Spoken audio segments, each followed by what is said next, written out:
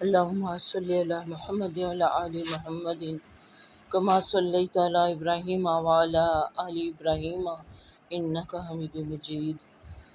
اللهم بارك على محمد وعلى آل محمد كما باركت على إبراهيم وعلى آل إبراهيم إنك حميد مجيد. رب اشرح لي صدري ويسر لي أمري واحلل عقدة من لساني يفقهوا قولي. اللهم انفعنا بما علمتنا علمنا ما ينفعنا وزدنا علما. اما بعد اعوذ باللہ من الشیطان الرجیم. بسم اللہ الرحمن الرحیم. وتوبوا الی اللہ جميعا ایھا المؤمنون لعلکم تفلحون. یہ سورہ نور کی ابھی آیت میں نے تلاوت کی. اس کے بعد سورہ ہود کی ایک آیت پڑھ رہی ہوں. استغفروا ربکم ثم توبوا الیہ. اور سورۃ التحریم میں اللہ تعالیٰ فرماتے ہیں یا ایھا الذین آمنوا توبوا الی اللہ توبۃ نصوحا. صدق اللہ العظیم. آج الحمدللہ یہ ہماری حدیث کی کتاب ریاض الصالحین میں باب توبہ کا جو بیان ہے اس کا ہم آغاز کر رہے ہیں. توبہ سے متعلق قرآن پاک کی 2-3 آیات تو میں نے ابھی پڑھی، ان کا ترجمہ نہیں پڑھا گیا. اور قرآن پاک کے اندر توبہ استغفار سے متعلق جو بھی مضامین ہیں ہم اکثر و بیشتر پڑھتے ہی رہتے ہیں. ابھی پچھلی کلاس میں ہی ہم نے اس کا ذکر کیا تھا. بہرحال اب یہاں امام نووی رحمۃ اللہ علیہ نے جن آیات کا انتخاب کیا ہے توبہ کے حوالے سے ان کی ہم تھوڑی سی ترجمہ جان لیتے ہیں. تو پہلی جیسے کہ میں نے آیت پڑھی سورۃ النور کی، تو اس میں اللہ تعالیٰ نے وہ واقعہ جو ہے حضرت عائشہ صدیقہ رضی اللہ تعالیٰ عنہ پر بہتان لگنے والا، اس کے بعد تمام اہل ایمان کو مخاطب کر کے فرمایا تھا کہ وتوبوا الی اللہ جميعا ایھا المؤمنون، کہ اے مومنو سب مل کر اللہ کے حضور توبہ کرو لعلکم تفلحون، تاکہ تم فلاح پا سکو. یعنی یہاں پر انفرادی توبہ نہیں بلکہ اجتماعی توبہ کا بیان ہمیں ملتا ہے کہ تم میں سے ہر ایک کو توبہ کرنے کی ضرورت ہے. اپنی اپنی جگہ پہ کرو کہ یہ جو واقعہ ابھی رونما ہوا ہے اس کے حوالے سے ہر شخص کسی نہ کسی طور پر متاثر ہوا ہے، لہٰذا ہر ایک پر توبہ بھی واجب ہوتی ہے. اور یا پھر اس میں دوسرا جو ہمیں مسئلہ نظر آتا ہے کہ جمیعاً سے کہ سب مل کر توبہ کرو، اکٹھے ہو کے توبہ کرو. ایک تو ہے نا جیسے آج کل ہمیں یہ وبا جو پھیلی ہوئی ہے اس کے لیے صلاۃ التوبہ ہمیں انفرادی طور پر بھی پڑھنی چاہیے، اور پھر اکٹھے ہو کر بھی مسلمانوں کو اللہ کے حضور اجتماعی توبہ کرنی چاہیے تاکہ اللہ تعالیٰ پوری معاشرے یا پورے ملک یا پوری دنیا میں آنے والے اس عذاب کو ہم سے ڈال دے. دوسری آیت تھی استغفروا ربکم ثم توبوا الیہ، کہ اپنے پروردگار سے بخشش مانگو اور اس کے آگے توبہ کرو. اس کا بھی ہم نے پیچھے کسی اپنی کلاس میں ریسنٹلی ذکر کیا تھا کہ استغفار کیا ہوتا ہے؟ اللہ سے بخشش طلب کرنا، کہ جو پہلے ہو چکا، جو پہلے گناہ کیے ہوئے ہیں اللہ تعالیٰ تو وہ معاف کر دے، میں اس پر معافی مانگتا ہوں. اور جو آئندہ زندگی میں پیش آنے والی غلطیاں لغزشیں ہیں ان سے بھی میں آپ کے حضور توبہ کرتا ہوں، یعنی پچھلی کی جو گناہ ہو چکے ان پہ بھی میں استغفار کرتا ہوں، آپ سے بخشش کی طلب کرتا ہوں کہ بخشنا تو آپ نے ہے لیکن توبہ کی درخواست ہم نے کرنی ہوتی ہے۔ توبہ کیا ہوتا ہے؟ اللہ کی طرف پلٹ آنا، اللہ کی بندگی کی طرف پلٹ آنا کہ میں پھر سے آپ کا خالص بندہ بن کے زندگی گزاروں گا۔ اور تیسری آیت جو ہم نے یہاں پڑھی تھی وہ تھی سورہ تحریم کی آیت، یا ایھا الذین آمنوا توبوا الی اللہ توبۃ نصوحا، کہ اے مومنو، اے لوگو جو ایمان لائے ہو، صاف دل کے ساتھ رب کے حضور توبہ طلب کرو۔ ابھی توبۃ نصوحا کا ذکر آیا ہے۔ نصوح کہتے ہیں خالص چیز کو، جیسے عربی زبان میں اصل ناصع کہا جاتا ہے خالص شہد کو، اور اسی طرح کوئی کپڑا پھٹ جائے تو اس کو گانٹھنے کے لیے جو ہم پیوند لگاتے ہیں اس کو بھی نصاحت الثوب کہا جاتا ہے، کہ کپڑے کو پیوند لگا کے درست کر لینا۔ اب توبہ بھی تو کوئی پیوند لگانا ہے کہ نظر ہی نہ آئے۔ اور دیکھیے جتنا ماہر کاریگر ہوتا ہے پیوند لگانے کا، یہ ڈارننگ کا جو عمل جس کو کہا جاتا ہے، یہ پیچنگ کا، تو اتنا عمدہ جو پیچ لگاتا ہے یا اس کو وہ ڈان کر کے اس کی جو اس کے اندر ایسی بنتی کے ساتھ اس کپڑے کی اصلاح کر دی جاتی ہے کہ وہ نظر ہی نہیں آتا۔ جتنا ماہر ہوتا ہے اتنا ہی باریک اس کا کام ہوتا ہے اور محسوس بھی نہیں ہوتا کہ اس کپڑے میں کبھی کوئی سوراخ ہوا تھا یا یہ پھٹا تھا۔ تو اس طرح کی توبہ کی جائے کہ کوئی نشان ہی باقی نہ رہ جائے۔ تو اب جو یہ احادیث ہے اس سے متعلقہ ان کا ہم آغاز کرتے ہیں۔ یہ حدیث نمبر پچھلی دفعہ ہم نے جو ہم نے پڑھا تھا حدیث نمبر 12 تک پڑھا تھا، اور اب یہ باب التوبہ جو ہے یہاں اس کا آغاز حدیث نمبر 13 سے ہو رہا ہے۔ تو جیسا کہ میں نے ابھی عرض کیا کہ جو توبہ ہے اس میں اب اس کا چلیے مسئلہ بھی جان لیجئے اس سے پہلے کہ ہم حدیث کو پڑھیں، کہ اس کے توبہ کے بارے میں جو علماء امت ہیں ان کا اتفاق ہے کہ انسان سے جو بھی گناہ ہو جائے اس پر توبہ کرنا اس کے لیے واجب ہے۔ اگر یعنی گناہ اللہ اور بندے کے درمیان ہے، یعنی اللہ کے حقوق میں کوئی غلطی کی ہے، گناہ کی ہے، تو اس کے لیے تو 3 چیزیں شرط ہیں۔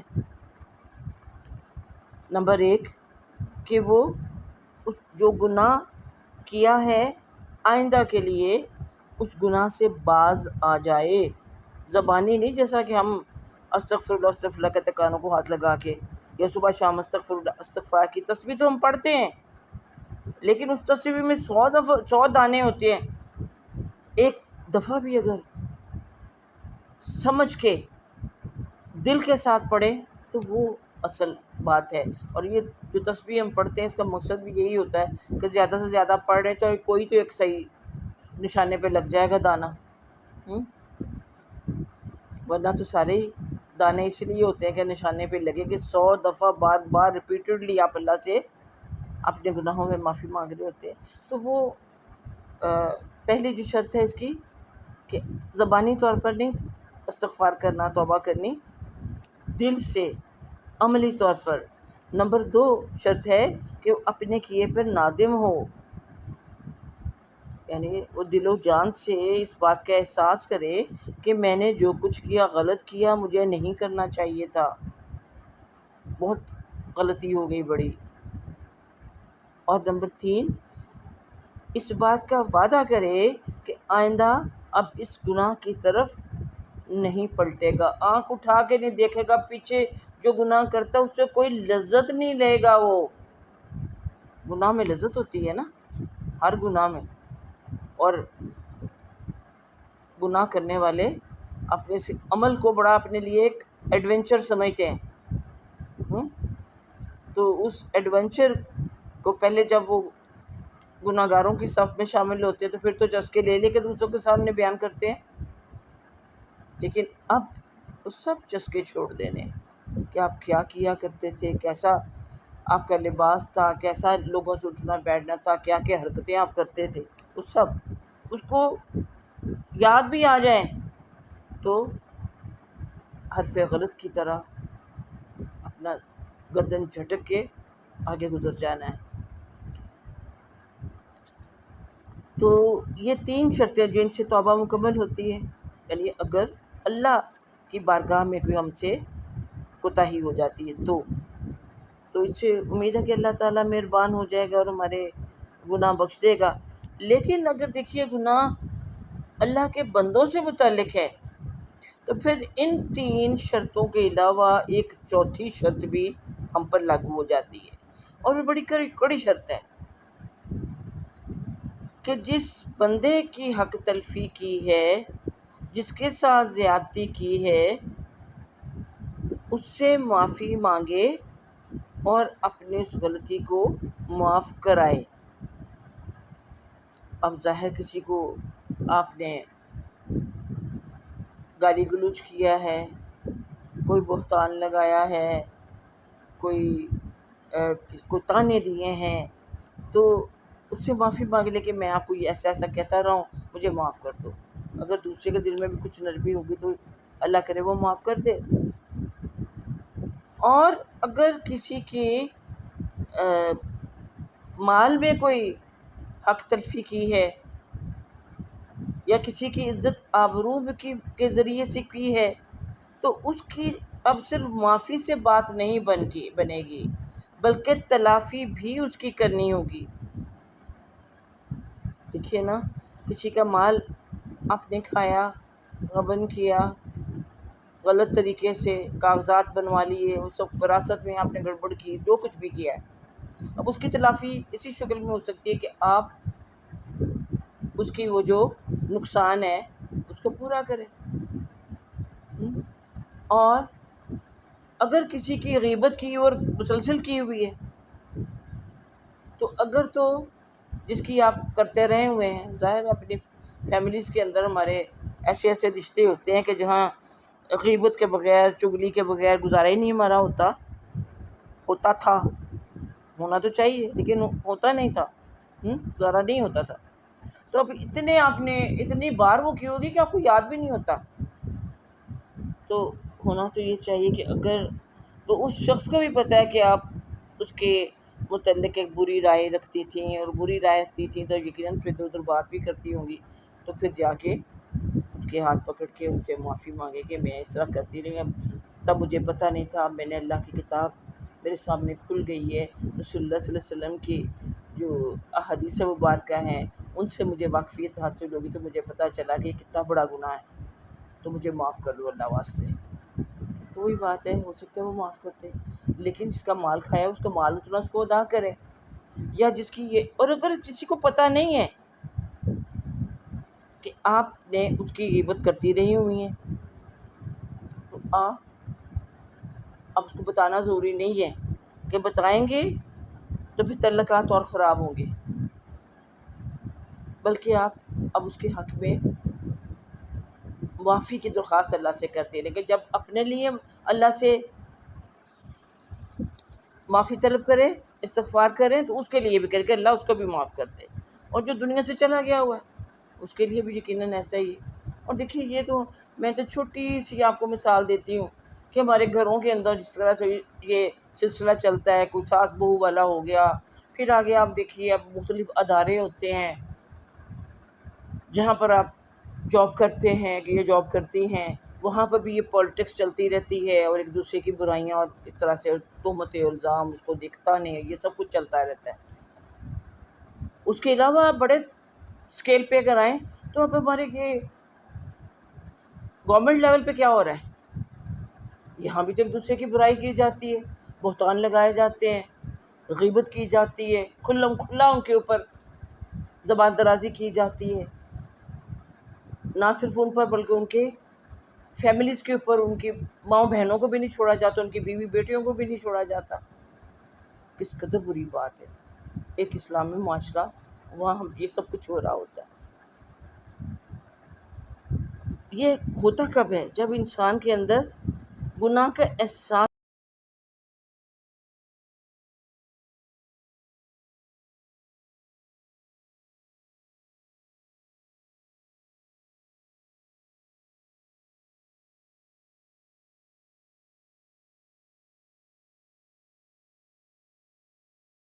ہی ختم ہو جاتا ہے کہ میں کوئی گناہ کر رہا ہوں۔ تو اس لیے ایسے مواقع پہ خود بھی توبہ کریں، اور اگر کوئی اپنے معاشرتی کو مسائل ہے اور وہاں مل جل کے ایک پارٹی دوسری پارٹی پر یا جس طرح جو کچھ ہوتا رہتا ہو رہا ہے، تو وہاں اجتماعی توبہ کی ضرورت ہوتی ہے۔ اور دیکھیے اجتماعی توبہ یا اجتماعی نماز جب ہم اس طرح سے صلاۃ التوبہ وغیرہ پڑھتے ہیں، اس کا فائدہ کیا ہوتا ہے کہ جب اس کے بعد دعا کی جاتی ہے تو ہو سکتا ہے کہ جیسا کہ ایک اور حدیث میں کہا گیا ہے کہ کسی بھی شخص کی جو کوئی آمین سب کہتے ہیں، کہ اگر اس وقت اس کی آمین فرشتوں کی آمین کے موافق ہو جائے یا اس سے ٹیلی کر جائے تو سب کی بخشش ہو جائے۔ تو اس لیے یہ انفرادی طور پر بھی اور اجتماعی طور پر بھی توبہ کا اہتمام کرتے رہنا چاہیے۔ اچھا جی، اب جو یہ حدیث نمبر 13 ہے، یہ بھی حضرت ابو ہریرہ رضی اللہ تعالیٰ عنہ سے ہے۔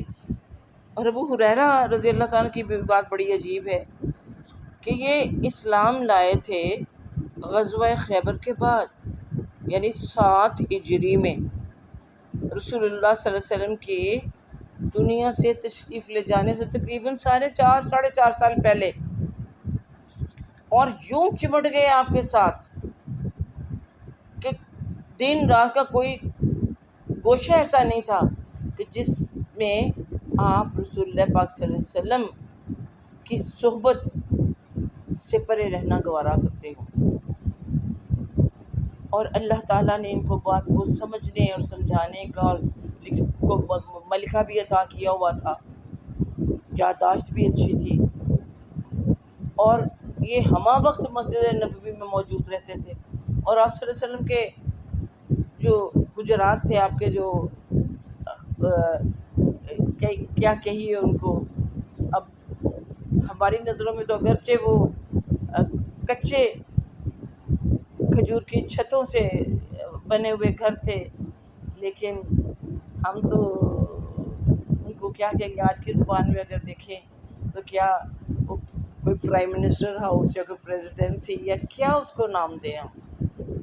تو آپ کے ہمارا جو گھر تھے وہ مسجد نبوی سے متصل تھے، تو اس لیے آنا جانا وہاں لگا رہتا تھا لوگوں کا بھی، کبھی تو اندرونی معاملات سے بھی آپ کو آگاہی ہوتی تھی۔ اور دیکھیے اتنے تھوڑے عرصہ آپ کے ساتھ گزارا، اور احادیث کا ایک بڑا ذخیرہ جو ہے وہ ابو ہریرہ رضی اللہ تعالیٰ عنہ سے ہی مروی ہے۔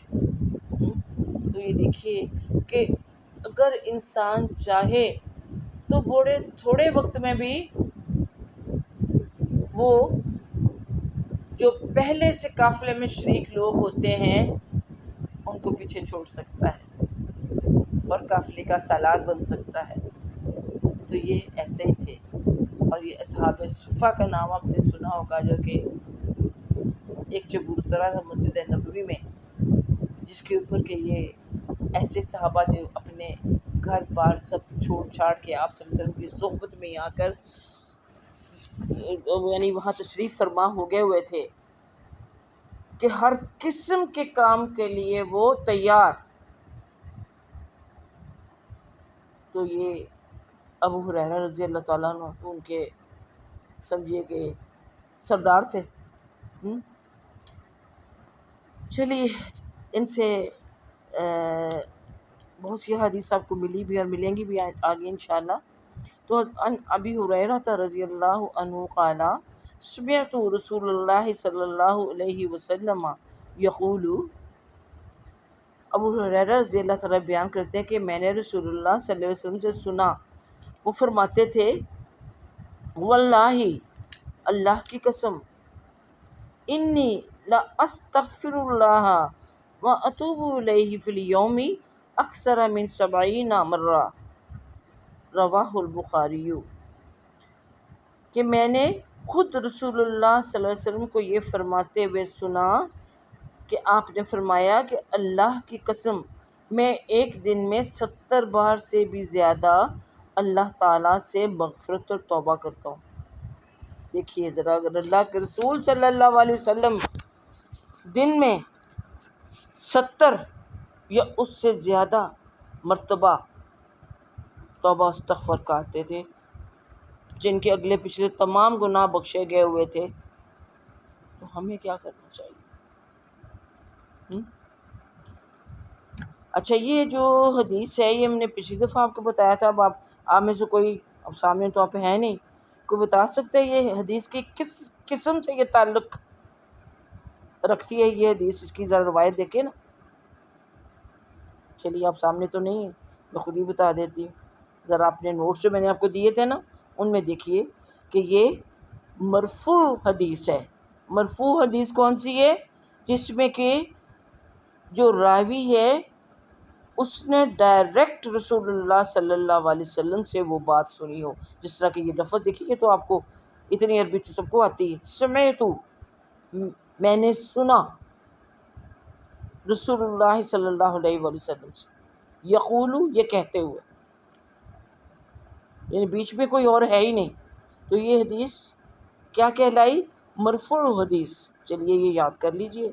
اب حدیث نمبر 14 جو ہے، اس میں حضرت اغر بن یسار رضی اللہ تعالیٰ مزنی بیان کرتے ہیں کہ رسول اللہ صلی اللہ علیہ وسلم نے فرمایا، اے لوگو، یا ایھا الناس توبوا الی اللہ واستغفروہ فانی اتوب فی الیوم 100 مرہ، رواہ مسلم، کہ اے لوگو، بارگاہ الہی میں توبہ کرو اور اس سے، یعنی اللہ سے مغفرت طلب کرو، میں روزانہ 100 بار توبہ کرتا ہوں۔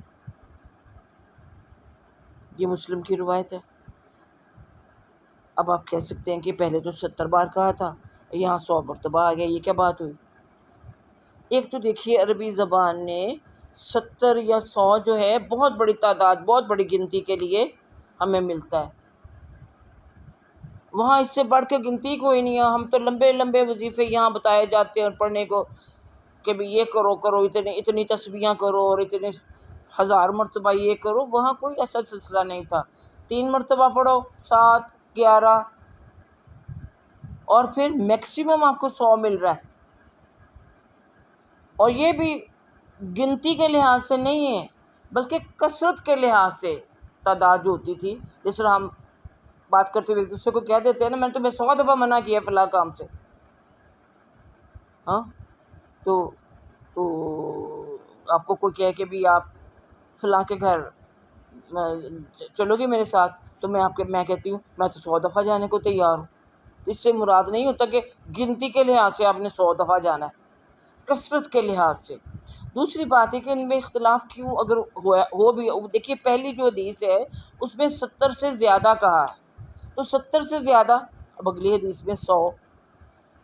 بات وہی کہ دیکھیے رسول اللہ صلی اللہ علیہ وسلم کی جو زندگی ہے وہ آپ کی 13 سال آپ نے تقریباً مکہ میں گزارے، اور کچھ 10 سے 11 سال مدینہ میں، ٹوٹل 23 برس نبوت کے بعد جو آپ کو زندگی عطا ہوئی۔ اب ایک بات جو آپ ایک موقع پر کرتے ہیں اور وہی بات کوئی آپ سے پوچھتا ہے یا آپ کرتے ہیں کہ 5، 10 سال بعد، 12 سال بعد، تو فرق آ جاتا ہے۔ کوئی یاد بھی انسان کو بعض دفعہ نہیں ہوتا، اور پھر ایسا کوئی چھٹ نہیں ہے کہ بھی اتنی ہی بار کرنا ہے۔ یہ تو سمجھیے ہمارے جیسوں کے لیے ایک منیمم ہے۔ اگر ہم 100 دفعہ صبح اور 100 دفعہ شام کو بھی استغفار کرتے ہیں تو سمجھیے کچھ نہیں کیا. ہمیں تو ہر وقت استغفار کرنے کی ضرورت ہے، اللہ سے معافی مانگے کہ ہر دم ہم کوئی نہ کوئی گناہ جو ہے اس میں ملوث ہوتے. ذرا اپنے موبائل کو کھول کے دیکھ لیجئے، سب سے پہلے کھولتے ہوئے آپ کو کیا نظر آتا ہے؟ ذرا ٹی وی آن کیجئے، آپ کو کیا نظر آتا ہے؟ گھر کے اندر آپ دیکھ لیجئے، کبھی آپ اپنے ملازمین سے الجھ رہے ہیں، کبھی کسی اور کی ادھر ادھر رشتہ داروں کی کوئی بات، کوئی بھی سوشل سرکل. تو اسی طرح کچھ نہ کچھ انجانے بھی آپ سے غلطیاں ہوتی رہتی ہیں. تو ہمیں تو ہر وقت استغفار کرنا چاہیے. 100 یا 70 تو بڑی دور کی بات ہے. تو دوسری بات ہے کہ کچھ لوگ جسے کہتے ہیں کہ شاید نبی صلی اللہ علیہ وسلم کو بتانا چاہتے تھے کہ میں یہ کرنا چاہتا، میں تو 70 دفعہ کرتا ہوں، میں تو 100 دفعہ کرتا ہوں.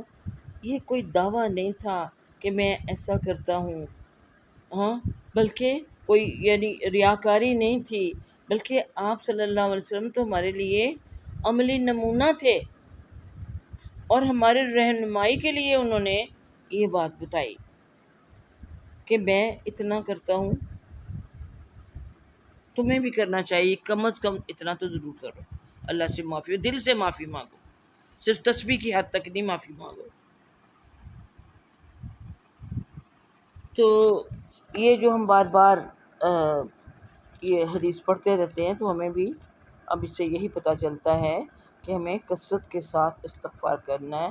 جیسے کہ نبی صلی اللہ علیہ وسلم کے پاس ایک اور حدیث ہے، اس میں کسی شخص نے آ کے کہا تھا، کسی نے کہا کہ یا رسول اللہ میں چاہتا ہوں کہ میرے رزق میں اضافہ ہو، تو آپ نے کہا کثرت سے استغفار کرو. کسی نے کہا میں اولاد میں اضافہ چاہتا ہوں، تو میں کثرت سے استغفار کرو.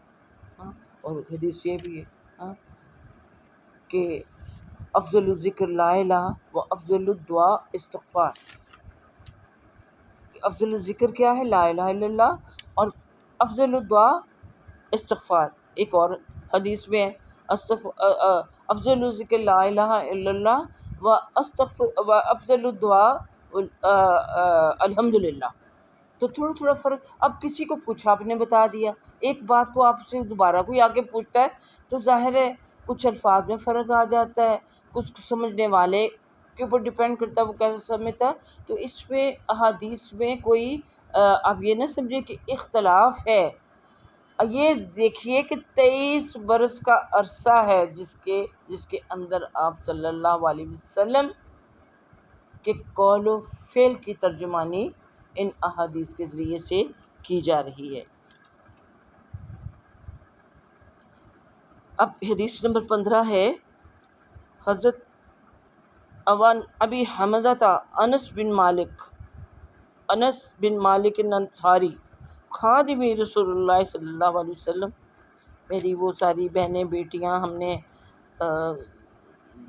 پڑھی ہے ابھی صحابیات مبشرات کتاب، اس میں ان کا نام بہت دفعہ آپ نے پڑھا، اور خاص طور پر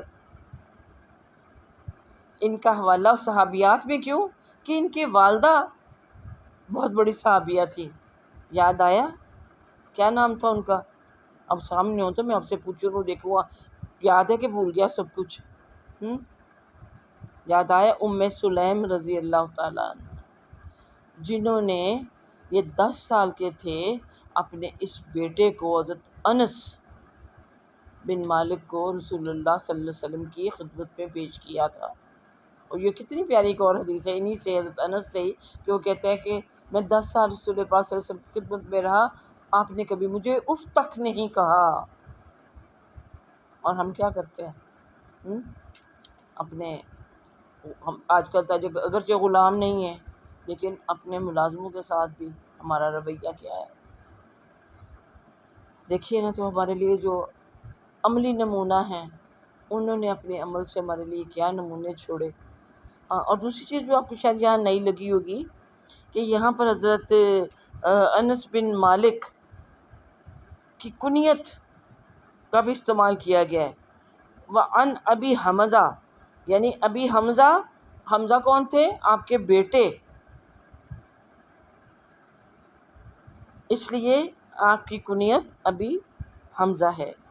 لیکن انس بن مالک، انس مالک کے بیٹے، اور یہ ظاہر انصاری تھے، اور بہت بڑا اعزاز ان کے لیے کیا تھا؟ خادم رسول اللہ صلی اللہ علیہ وسلم، کہ جو رسول اللہ صلی اللہ علیہ وسلم کے خادم تھے، ان کے خادم خاص تھے، کتنا بڑا اعزاز ان کے لیے تھا۔ اور یہ اس اعزاز کے لیے ان کی والدہ نے اپنے اس بیٹے کو وقف کیا تھا۔ تو یہ حضرت انس بن مالک کیا فرما رہے ہیں کہ اللہ تعالیٰ اب یہ جو کہ اللہ تعالیٰ اپنے بندے کی توبہ پر اس انسان سے بھی زیادہ خوشی کا اظہار کرتا ہے جس نے جنگل میں اپنا اونٹ گم کر دیا، پھر اس نے اس کو پا لیا۔ تو یہ مسلم کی روایت ہے۔ اب آگے اللہ تعالیٰ فرمایا کہ اپنے بندے کی توبہ پر، پہلے بات بیان کی حضرت انس نے، ایک شخص نے اپنا اونٹ گم کر دیا۔ آپ کو یاد ہے، یہ بہت دفعہ ہماری اپنی کلاسز میں یہ حدیث کو ہم ریپیٹ کرتے رہے ہیں۔ تو کہ ایک شخص ہے جو کہ کسی جیسے آگے آ رہا ہے کہ جو جنگل میں اپنی سواری پر سوار تھا، یعنی اونٹ پر، کھانے پینے کا سامان بھی اس اونٹ کے اوپر تھا، اچانک سواری چھوٹ گئی، یعنی سواری جو تھی وہ رسی توڑا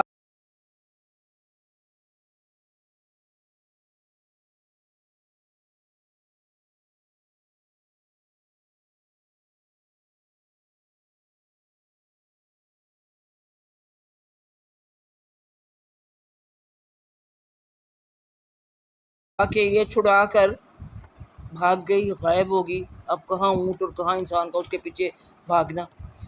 بس یار یہ تلاش کے بعد، یعنی صحرا میں ڈھونڈنا کون سا آسان کام ہے، ڈھونڈتے رہے بیچارے، آخر مایوس ہو کر وہ ایک درخت کے سائے میں لیٹ گیا،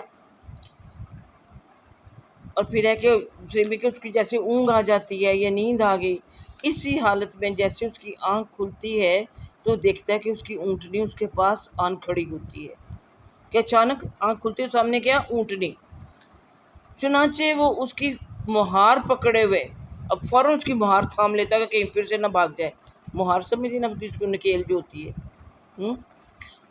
اور اس وقت اس کی پکڑ کے اس کو اپنے قابو میں کر کے انتہائی خوشی کے عالم میں کہہ دیتا ہے، اللہ کے شکر ادا کرتے ہوئے، اب دیکھیے الفاظ کہ اللہ تو میرا بندہ، میں تیرا پروردگار، یعنی انتہائی خوشی کے عالم میں غلطی کے ساتھ خود کو پروردگار بنا لیا اور اللہ کو اپنا بندہ بنا لیا۔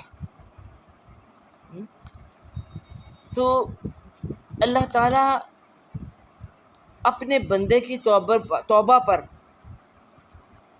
اس شخص کی اونٹنی ملنے پر، اس شخص کو اونٹنی ملنے پر جو خوشی حاصل ہوئی کہ وہ اپنے آپ کو پروردگار بنا بیٹھتا ہے، اس سے بھی زیادہ اللہ کو خوشی ہوتی ہے جب کوئی بندہ اللہ تعالیٰ سے توبہ کرتا ہے کہ واپس آ کے، اس کو اونٹ ملنے پہ خوشی ہوئی تو اللہ کو اپنے بندے کے واپس آنے پر خوشی حاصل ہوتی ہے۔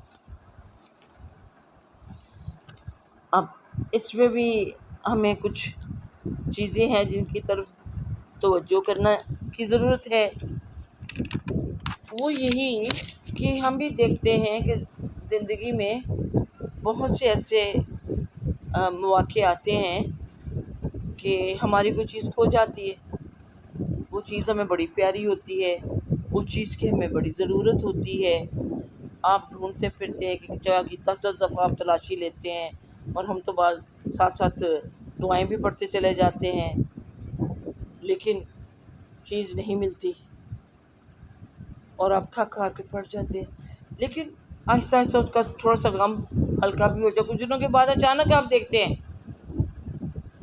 کہ وہ چیز، مثلاً کوئی جیولری ہے آپ کی، یا کوئی ضروری کاغذ ہے،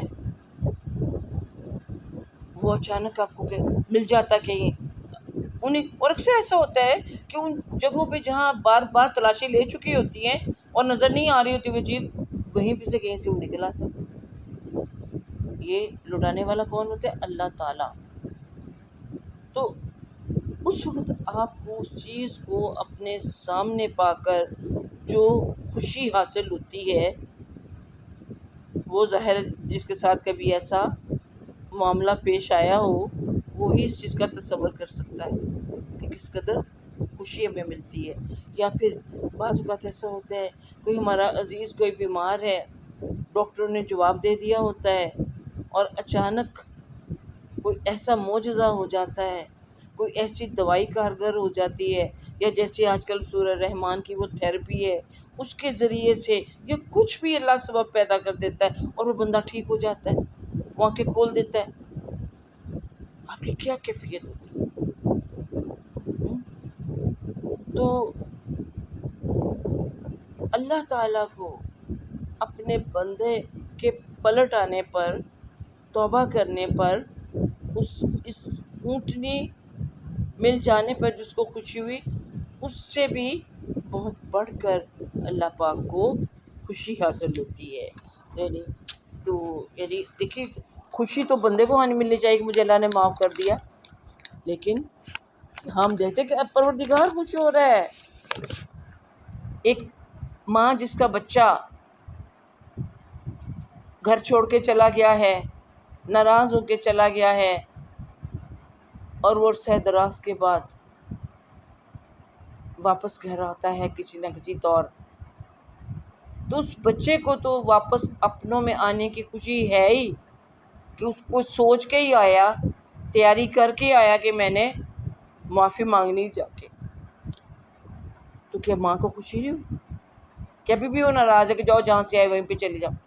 نہیں، اس بچے سے بھی بڑھ کر ماں کو خوشی ہوتی ہے کہ اس کی آنکھوں کی ٹھنڈک اس کو دوبارہ سے حاصل ہو گئی۔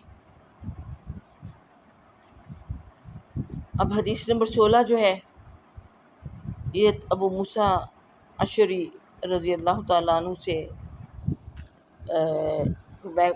اگر رسول اللہ صلی اللہ علیہ وسلم سے روایت کرتے ہیں، ابی موسیٰ عبد اللہ بن قیس الاشعری رضی اللہ عنہ۔ یہاں پورا ذرا ان کا لکھا ہوتا ہے ترجمے میں، اتنا پورا ان کے نام بعض اوقات مسنگ ہوتا ہے، تو یہ حضرت ابو موسیٰ اشعری رضی اللہ کا نام بھی آپ نے سنا ہوگا۔ تو انہوں نے رسول اللہ پاک صلی اللہ علیہ وسلم سے روایت کیا ہے کہ آپ نے فرمایا کہ ان اللہ تعالی یبسط یدہ باللیل لیتوب مسیء النہار ویبسط یدہ بالنہار لیتوب مسیء اللیل حتی تطلع الشمس من مغربها، رواہ مسلم۔ حضرت ابو موسیٰ اشعری رسول اللہ صلی اللہ علیہ وسلم سے روایت کرتے ہیں کہ آپ صلی اللہ علیہ وسلم نے فرمایا، سورج کے مغرب سے طلوع ہونے تک، یعنی سورج کے مغرب سے طلوع ہونا کیا ہے؟ قیامت کی بڑی نشانی۔ سورج کا مغرب سے طلوع ہونا قیامت کی 10 بڑی نشانیوں میں سے ایک ہے۔ تو یہاں اس نشانی کا ذکر کرتے ہوئے آپ صلی اللہ علیہ وسلم نے فرمایا کہ سورج کے مغرب سے طلوع ہونے تک ہر رات، یعنی قیامت کی بڑی نشانی کے آنے تک، اللہ تعالیٰ ہر رات اپنا ہاتھ پھیلاتا ہے تاکہ دن بھر گناہ کرنے والا رات کو توبہ کر لے۔ ہائے ہائے، کتنی محبت، کتنی شفقت اور کتنا کنسرن ہو رہا ہے اللہ کا اپنے بندوں کے لیے۔ ایسے تو نہیں کہہ دیا کہ میں تمہاری 70 سگی ماؤں سے بھی زیادہ اللہ تعالیٰ مہربان ہے تو کہ ہر رات اللہ اپنا ہاتھ پھیلاتا ہے کوئی بندہ اپنا ہاتھ آگے کرے، اللہ کے ہاتھ پہ ہاتھ دے کہ اللہ تعالیٰ مجھ سے جو غلطی ہوگی مجھے معاف کرے، میری توبہ قبول کر لے۔ اللہ نے ہاتھ پھیلائے ہوئے ہیں اور ہم اپنے ہاتھوں کو اپنی گردنوں سے باندھے ہوئے ہیں، ہمارے ہاتھ کھلتے ہی نہیں توبہ کے لیے کہ اللہ کے ہاتھ میں اپنے ہاتھ دے دیں۔ ہاتھ میں ہاتھ دینا کیا ہوتا ہے؟ کانٹریکٹ کرنا، عہد کرنا، ایسے کرتے ہیں نا.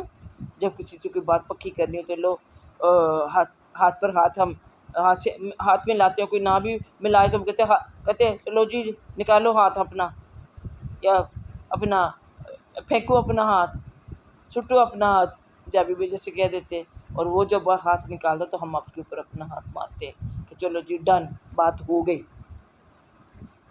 تو آپ صلی اللہ علیہ وسلم نے فرمایا کہ سورج کے مغرب سے طلوع ہونے تک ہر رات اللہ تعالیٰ اپنا ہاتھ پھیلاتا ہے تاکہ دن بھر گناہ کرنے والا رات کو توبہ کر لے، اور دن کو ہاتھ پھیلاتا ہے، دن کو پھر ہاتھ پھیلاتا ہے صبح سویرے، تاکہ رات بھر گناہ کرنے والا توبہ کر لے. بہت سے گناہ کرنے والے راتوں کو گناہ کرتے ہیں، اور راتوں کو تو گناہ زیادہ ہی ہوتے ہیں. تو اللہ تعالیٰ نے ہمیں دعائیں سکھائی نا، رات کے اندھیرے سے پناہ، ومن شر غاسق اذا وقب،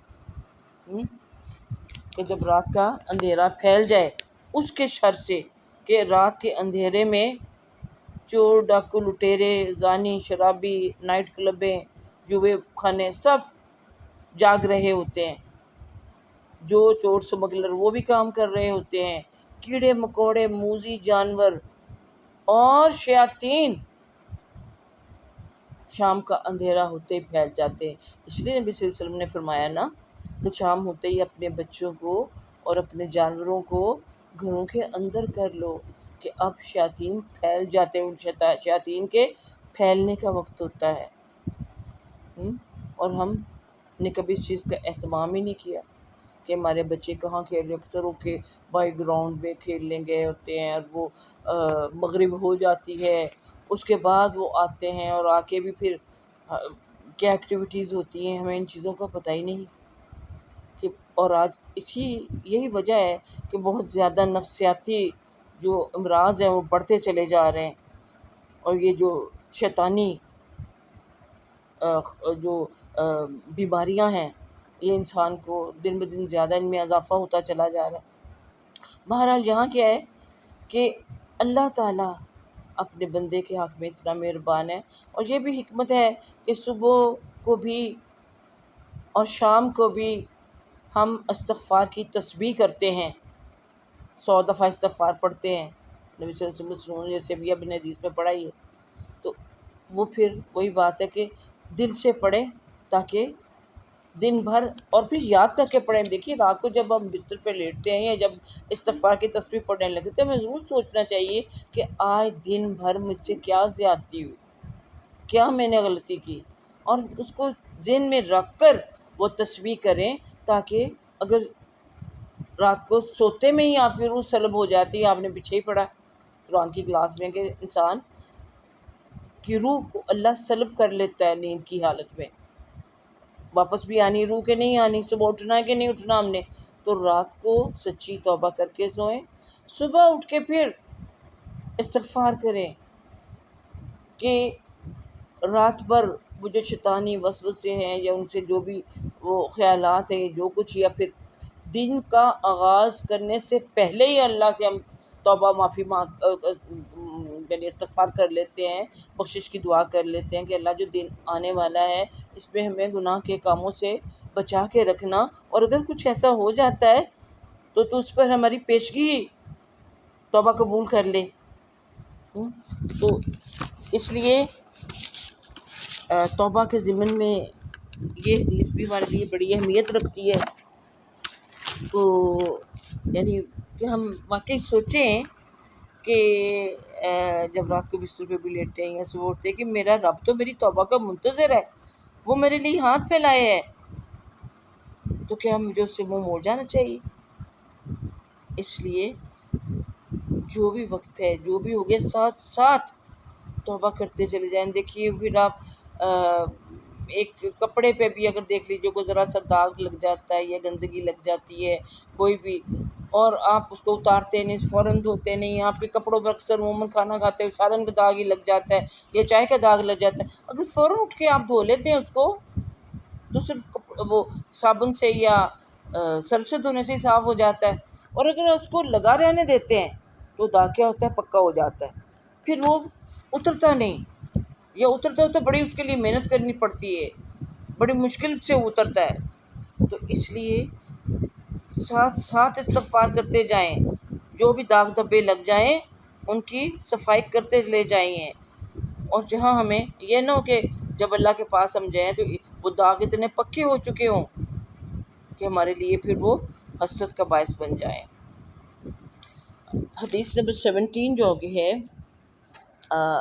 اس میں ہم دیکھتے ہیں کہ حضرت پھر ابو ہریرہ رضی اللہ تعالیٰ عنہ سے مروی ہے، فرمایا ان ابی ہریرہ رضی اللہ عنہ قال قال رسول اللہ صلی اللہ علیہ وسلم من تاب قبل ان تطلع الشمس من مغربها تاب اللہ علیہ، رواہ مسلم۔ ابو ہریرہ رضی اللہ تعالیٰ عنہ بیان کرتے ہیں کہ رسول اللہ صلی اللہ علیہ وسلم نے فرمایا جو شخص مغرب کی طرف سے سورج طلوع ہونے سے پہلے توبہ کر لیتا ہے اللہ تعالیٰ اس کی توبہ قبول فرماتے ہیں۔ یعنی جب قیامت کی نشانی شروع ہو گئی تب اس کے بعد اب توبہ کی گنجائش ہی نہیں رہ گئی، یا جس طرح آگے آپ پڑھنے والے ہیں اگلی حدیث میں کہ جب موت کا غرغرہ شروع ہو جاتا ہے، موت سامنے آ گئی یا قیامت آ گئی، تب توبہ قبول نہیں ہوتی۔ اس لیے سورج کے مغرب سے طلوع ہونے سے پہلے ہمیں چاہیے کہ ہم توبہ کر لیں، اور یہ تو پتہ نہیں وقت اللہ کو معلوم ہے کہ قیامت کب شروع ہو جانا، اس کا آغاز جو ہے، اور ہمیں تو یہ حدیث میں یہ بھی بتا دیا گیا ہوا ہے۔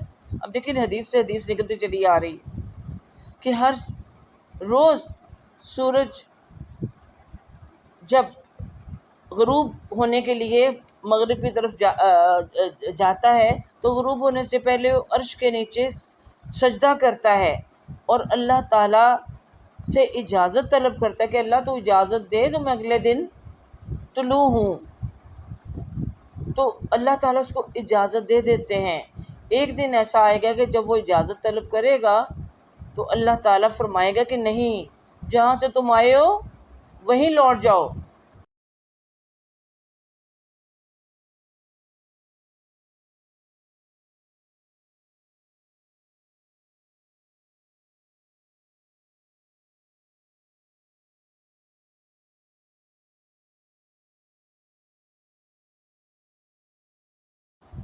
چنانچہ سورج جو ہے وہ پھر مغرب ہی سے طلوع ہوگا، یعنی وہ مغرب سے طلوع ہوگا یا وہ اب ختم ہو گیا اب اس کا سلسلہ، اور یہ یعنی قیامت کا آغاز ہو گیا۔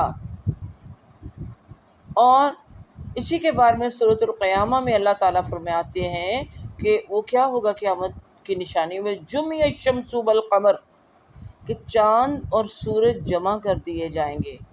آپ کو معلوم ہے کہ چاند مغرب سے طلوع ہوتا ہے، سورج مشرق سے، اور اس وقت جب سورج بھی مغرب میں جا کے اس کے سفر ختم ہو جائے گا تو اور وہیں سے چاند نکلے جائے گا تو دونوں اکٹھے ہو جائیں گے۔ یعنی اتنی بڑی تبدیلی جس کا نام قیامت ہے۔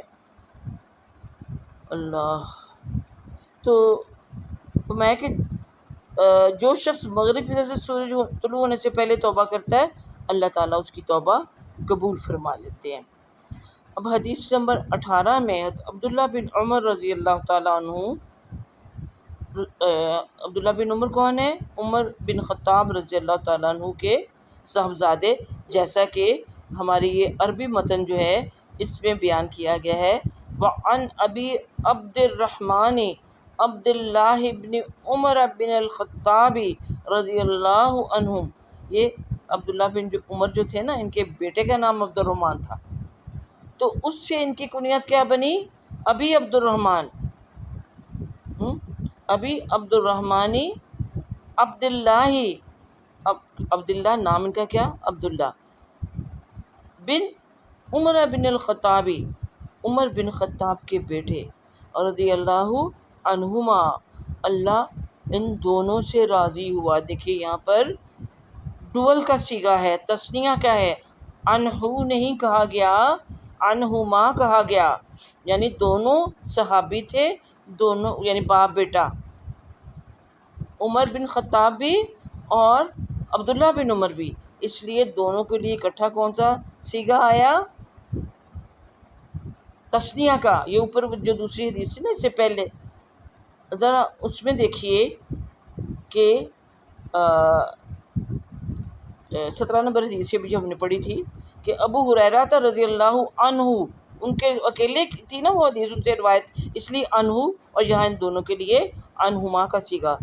چلیے یہ بھی تھوڑا تھوڑا آپ پڑھ رہے تھے کلاس میں، گرامر کا جو سبق، کہیں نہ کہیں اس کی بھی دہرائی ہو جاتی ہے۔ تو انہوں نے کیا فرمایا؟ یہ عبداللہ بن عمر رضی اللہ تعالیٰ عنہ بیان کرتے ہیں، رسول اللہ صلی اللہ علیہ وسلم نے فرمایا اللہ تعالیٰ بندے کی توبہ نزع طاری ہونے سے پہلے قبول کرتا ہے۔ نزع طاری ہونے کے لیے کیا؟ قال ان اللہ عز وجل یقبل توبۃ العبد ما لم یغرر، اب دیکھیے میرے بھی اٹک گیا وہ لفظ جو ہے یغرر، کیا لفظ ہے؟ یغرر، موت کا غرغرہ جسے آپ کہتے ہیں۔ وہ غرغرہ کب ہوتا ہے؟ جب روح جو ہوتی ہے وہ سارے جسم سے، پیروں سے نکلنے کا آغاز ہوتا ہے، اور وہ پورے ٹانگوں سے پھر نکلتی ہے، پھر پیٹ، پھر اوپر آتی تو یہ گلے کا آخری حصہ جو شہرک جو ہے اس کے وہاں آ کے وہ اٹک جاتی ہے، اور پھر اس کی آواز آتی ہے، غرغرہ، موت کا غرغرہ جسے ہم کہتے ہیں، وہ غرغر کرنے کی آواز گلے سے آتی ہے، اور اس کے بعد پھر وہ روح پرواز کر جاتی ہے۔ تو اس جب تک وہ غرغرے کی آواز نہیں ہوتی، اس سے پہلے تک توبہ قبول ہوتی ہے، یعنی جب تک انسان کا سانس نہیں اکھڑتا، یہ جو جان کنی کے وقت میں سانس اکھڑتا ہے اس وقت سے پہلے توبہ جو ہے وہ قبول ہوتی ہے، اگر اس کے بعد نہیں توبہ قبول ہوتی۔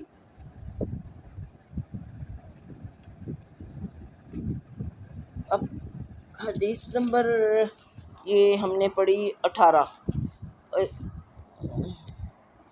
تو اس میں مزید یہ دیکھ لیجئے، یعنی غور کرنے کی جو چیز ہے کہ ہم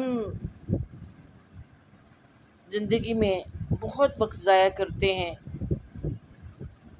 اور ایسے دنیا کے کاموں میں مصروف رہتے ہیں کہ بھاگے دوڑے، نماز بھی جو پڑھنے والے پڑھتے ہیں، کہاں تسبیحات تو کہاں سکون سے بیٹھنا اور توبہ کرنا، کہتے دیکھی جائے گی۔ جب حج پہ جائیں گے نا تو توبہ کر لیں گے وہاں جا کے، اور جا کے وہاں کیا کرنا ہے؟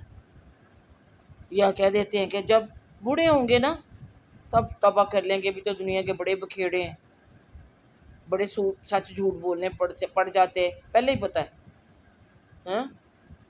کوئی جاب کر رہے ہوتے ہیں تو کہتے ہیں جی نہ کرتے بھی کہیں نہ کہیں جھوٹ بولنا پڑ جاتا ہے، کوئی تھوڑی بہت ہیرا پھیری کرنی پڑ جاتی ہے، اللہ ہمیں معاف کرے۔ یعنی اس طرح بائی دا وے وہ کہیں گے وہ سچ مچ کی توبہ نہیں ہوتی۔ تو بوڑھے ہو کے اور کیا کرنا ہے؟ اللہ اللہ ہی کرنا ہے نا، توبہ کر لیں گے، بہت وقت ہے ہمارے پاس۔ تو پہلی چیز تو یہ ہے کہ کس کو پتہ ہے کہ اس نے بوڑھا ہونا ہے؟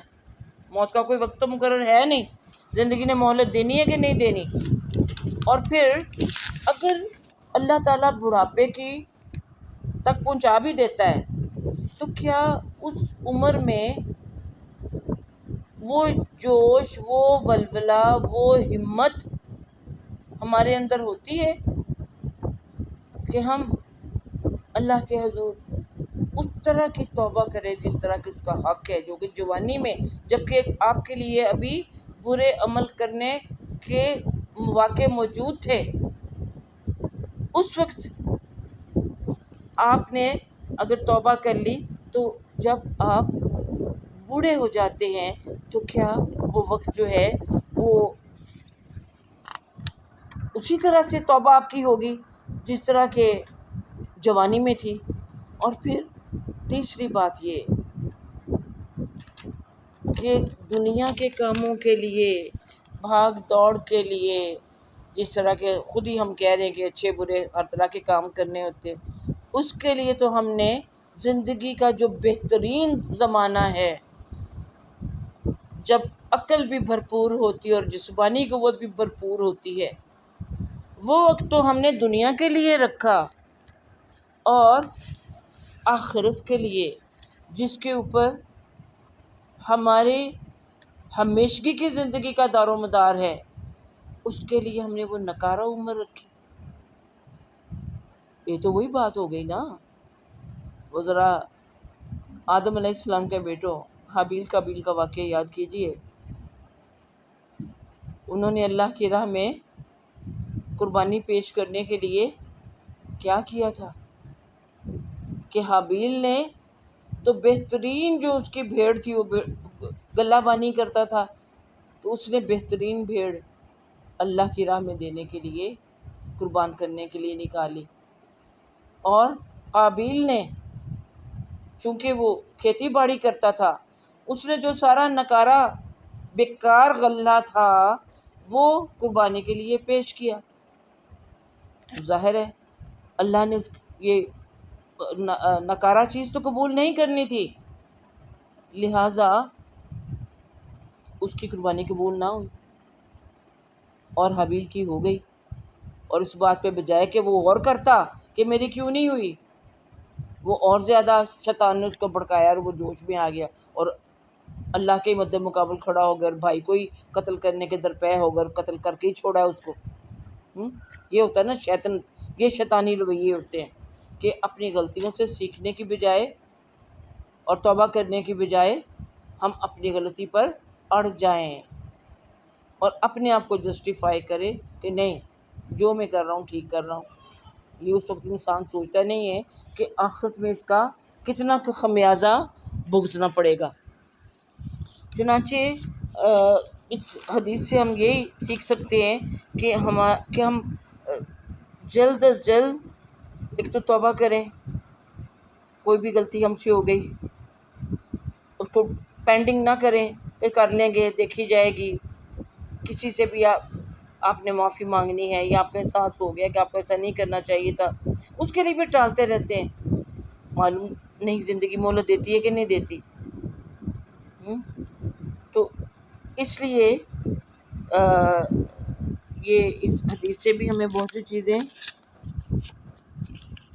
سیکھنے کے لیے ہمیں ملی۔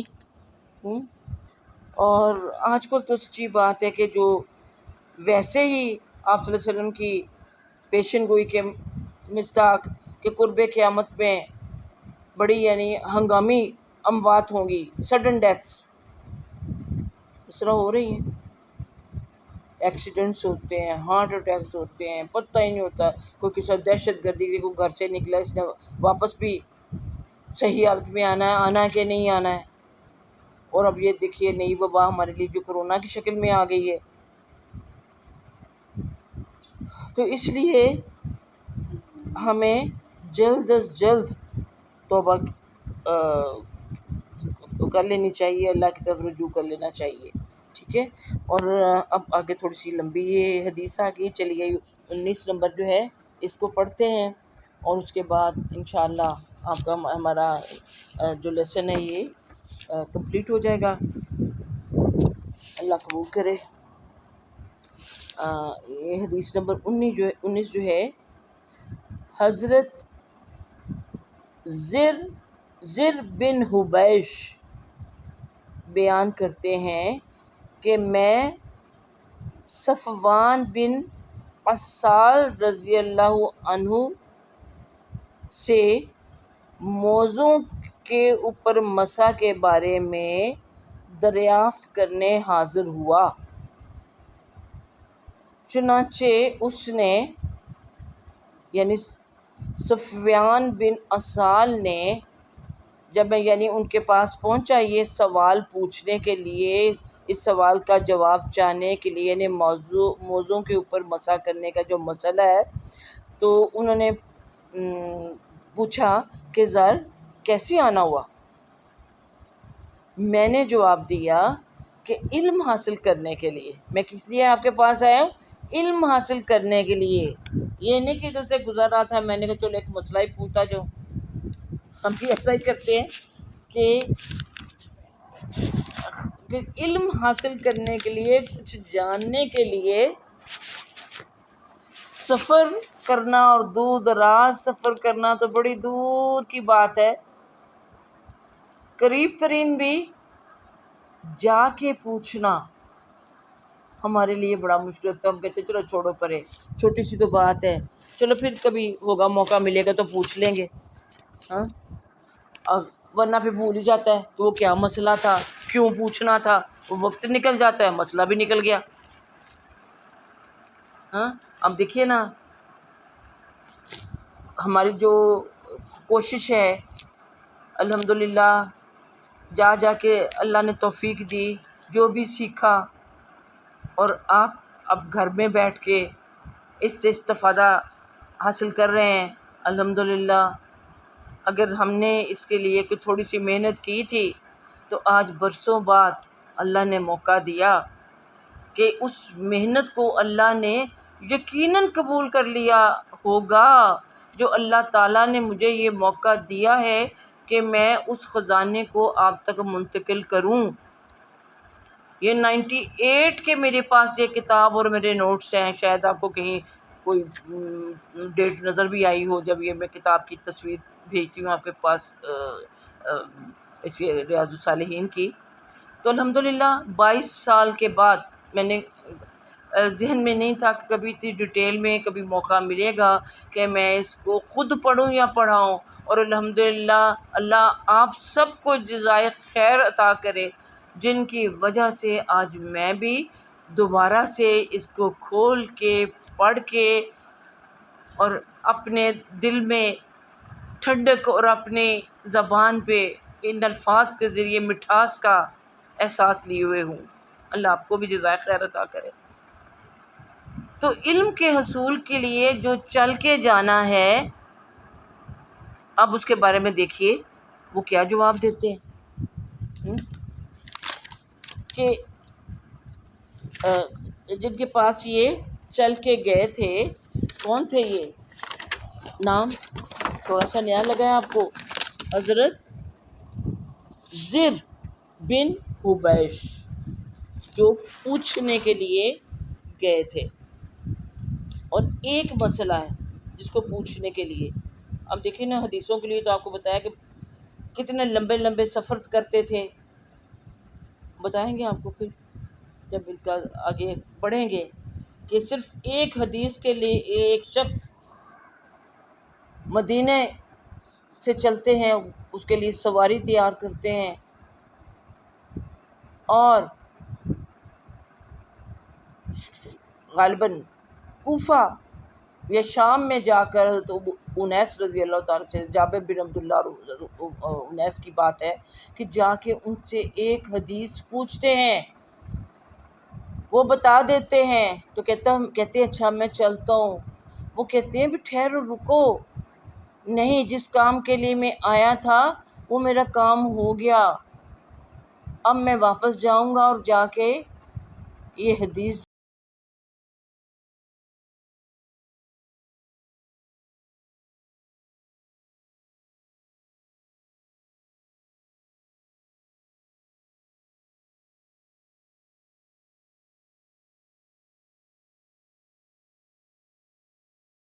جو ہے آگے پہنچاؤں گا. آپ کیا بات کرتے ہیں؟ یہ حدیثیں ایسے تیار ہو رہی ہوئی. اچھا جی، تو اس لیے اب دیکھیے یہ ایک مسئلہ تھا کہ موضوع کے اوپر مسا کرنے کے بارے میں.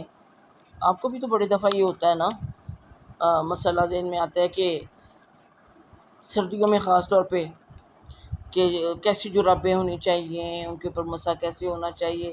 ہاں، یہاں پر تو جو موزے اس زمانے میں پہنے جاتے چمڑے کے موزے ہوتے تھے، اور ظاہر جو چمڑے کے موزے ہیں ان کے اندر تو پانی کا داخل ہونا ایک قسم ناممکن سی بات ہوتی ہے. تو ہمارے بھی اس سے مسئلہ یہ نکلتا ہے. چلیے مسئلے سے مسئلہ پہلے ان کا سن لیجیے، پھر ہم اپنی بات کریں گے. تو وہ کہتے ہیں کہ میں چنانچہ انہوں نے، اب دیکھیے یہاں پر انہوں نے پوچھا کہ کیسے آنا ہوا. میں نے جواب دیا کہ علم حاصل کرنے کے لیے، یعنی میں آپ کے پاس کس لیے آیا ہوں. یہ نہیں کہا جی مسئلہ پوچھنا تھا اس لیے آیا ہوں. یہ نہیں کہا کہ موضوع جاتے ہی سوال داغ دی اور کہ ذرا بتائیں نا موضوع کے اوپر کیسے مسا کیا جاتا ہے یا کچھ. انہوں نے کتنا پیارا انہوں نے انداز تھا. نیت تھی نا علم حاصل کرنے کی، اس لیے زبان سے بھی الفاظ وہی نکلے جو نیت تھی. کس لیے آئے؟ علم حاصل کرنے کے لیے. یہ نہیں کہا کہ جرابے پر مسا کرنے کا مسئلہ پوچھنے کے لیے آیا ہوں. وہ بھی بات ایسے بھی کر لیتے تو ٹھیک تھی. تو اب انہوں نے بھی فوراً اس کا جواب نہیں دیا، بلکہ انہوں نے اگر کہا کہ میں آیا ہوں علم حاصل کرنے کے لیے، تو انہوں نے بھی دیکھیے کس قدر پیارا جواب دیا. انہوں نے کہا کہ فرشتے اپنے پروں کو طالب علم کے لیے اس کے طلب علم پر خوش ہوتے ہوئے بچھا دیتے ہیں. یعنی اس کے راستے میں اپنے الگ سے بھی دیسی انشاءاللہ اگر اس میں ہوئی تو پڑھیں گے دوبارہ سے.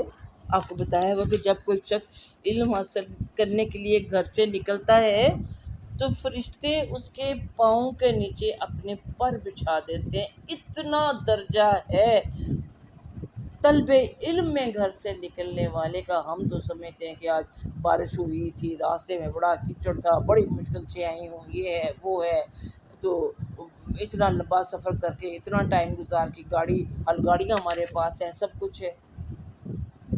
لیکن ہم یہ کبھی نہیں سوچتے کہ میں جو چل کے آ رہی ہوں فرشتوں کے پروں پہ چل کے آ رہی ہوں.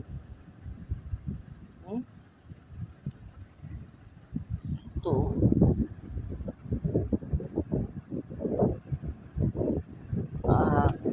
وہ کہتے ہیں کہ میں نے کہا، اب آگے سوال کرتے کہ میرے دل میں پیشاب پخانہ کے بعد موضوع پر مسح کرنے کے متعلق شک لاحق ہو گیا ہے کہ میں نے وضو کیا، موزے پہنے اور پھر کوئی مجھے رفع حاجت پیش آ گئی، تو اب کیا میرا وضو رہا یا نہیں رہا؟ یعنی پاؤں پہ مسح میں کر سکتا ہوں، پاؤں میرے باوضو ہیں یا نہیں ہیں؟ اور چونکہ آپ رسول اکرم صلی اللہ علیہ وسلم کے صحابی ہیں، اس لیے آپ سے دریافت کرنے کے لیے حاضر ہو گیا ہوں. اب اس سے کیا پتہ چلتا ہے کہ صفوان بن عسال جو تھے یہ رسول اللہ صلی اللہ علیہ وسلم کے صحابی تھے، اور یہ زر بن حبیش جو تھے یہ پھر تابعی تھے نا، جو کہ صحابی سے پوچھنے کے لیے آئے ہیں. صحابیوں کے بعد تابعی نہیں آئے تھے نا، ان کے بعد آنے والے جو تھے. تو اس لیے انہوں نے کہا چونکہ آپ رسول اکرم صلی اللہ علیہ وسلم کے صحابی ہیں، اس لیے آپ سے دریافت کرنے کے لیے حاضر ہو گیا ہوں. کیا اس بارے میں آپ نے رسول اللہ صلی اللہ علیہ وسلم سے کوئی سنا ہے؟ صفوان نے اثبات میں جواب دیا، یعنی سارے لایا کہ ہاں جب تم، یعنی اب جو سنا تھا رسول اللہ صلی اللہ علیہ وسلم سے، اب یہ صحابی وہ بیان کر رہے ہیں کہ جب ہم سفر میں ہوتے تو آپ فرماتے کہ ہم 3 دن اور 3 رات تک سوائے جنابت کے موضوع کو نہ اتاریں، لیکن پخانہ پیشاب نیند کے بعد اتارنے کی ضرورت نہیں. اب اس سے کیا مسئلہ ہمیں پتہ چلا کہ جب تو سفر میں ہوتے تو آپ صلی اللہ علیہ وسلم کہتے کہ 3 دن تک لگاتار ان موزوں کو پہنے رکھو، تمہیں ان کو اتار کے پاؤں دھونے کی ضرورت نہیں. دیکھیے جو ان کے موزے ہوتے تھے ان کے اوپر آپ نے پرانی تصویریں وغیرہ دیکھی ہوں گی، بڑی وہ جو لیسز، وہ تسمے جو تھے اور وہ ان کے اندر ہوتے تھے، ان کو اتارنا پہننا. آج کل بچوں کے لیے جوگرز پہننا اتارنا بڑا مشکل ہوتا ہے. تو اور سردی کا موسم ہو یا ویسے سفر میں ہو تو بار بار جوتے اتارنے، دھونے، پھر پہننے. تو کہا کہ سفر میں ہو تو 3 دن، اور اگر حضر میں ہو یعنی جب سفر میں نہ ہو، گھر میں ہو، اپنے شہر میں ہو، جہاں کہیں بھی ہو، مقیم ہو، تو پھر 1 دن رات یعنی 24 گھنٹے تک تم ان موضوع کو پہنے پہن رکھ سکتے ہو. وہ یہ الا یہ کہ تمہیں جنابت، حیض یا نفاس ان میں سے کوئی چیز لاحق نہ ہو. جنابت کیا ہوتی ہے؟ یعنی میاں بیوی کے جو ریلیشن شپس ہوتے ہیں اس کے بعد جنابت لاحق ہو جاتی ہے، انسان جنبی ہو جاتا ہے. یا حیض آ گیا، عورت کا معاملہ ہے. یا نفاس، بچہ پیدا ہونے کے بعد جو خون ہوتا ہے وہ معاملہ کوئی ایسا پیش آ گیا ہے. یا اگر مرد ہیں تو وہ جنبی احتلام کی حالت میں بھی ہو سکتے ہیں کہ سوتے میں جب ناپاک ہو جاتے ہیں مرد. تو ان صورتوں میں تو پھر لازماً تمہیں موزوں کو اتار کے پاؤں دھونے پڑیں گے. لیکن اگر صرف پیشاب خانے کی ضرورت تمہیں لاحق ہوئی یا تم سو گئے تو ان صورتوں میں تمہیں موزوں کو اتارنے کی ضرورت نہیں ہے، تم اس کے اوپر مسح کر سکتے ہو. اب یہ آگے بات رہ جاتی ہے، پھر وہ مسح کرنے کے جو مسائل ہوتے ہیں بڑے خیر لمبے ہیں. مختصراً یہ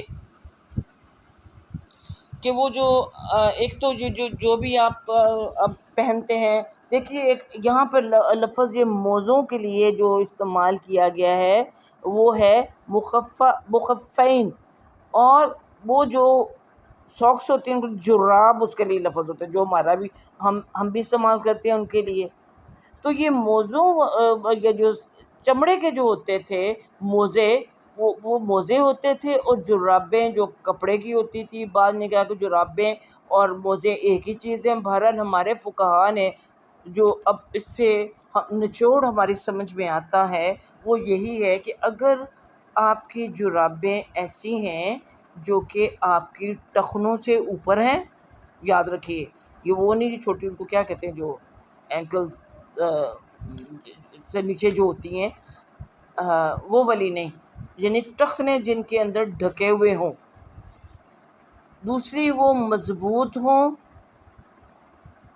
فقہ حنفی میں تو یہاں تک آتا ہے کہ جن کو پہن کے آپ 3 میل تک پیدل چل سکے، اور ان کے اوپر اگر پانی کا قطرہ ٹپکایا جائے، جیسے وضو کرتے وقت بعض اوقات پانی کا قطرہ گری جاتا ہے، تو آپ کے پاؤں پر وہ پانی کی جو نمی ہے وہ محسوس نہ ہو.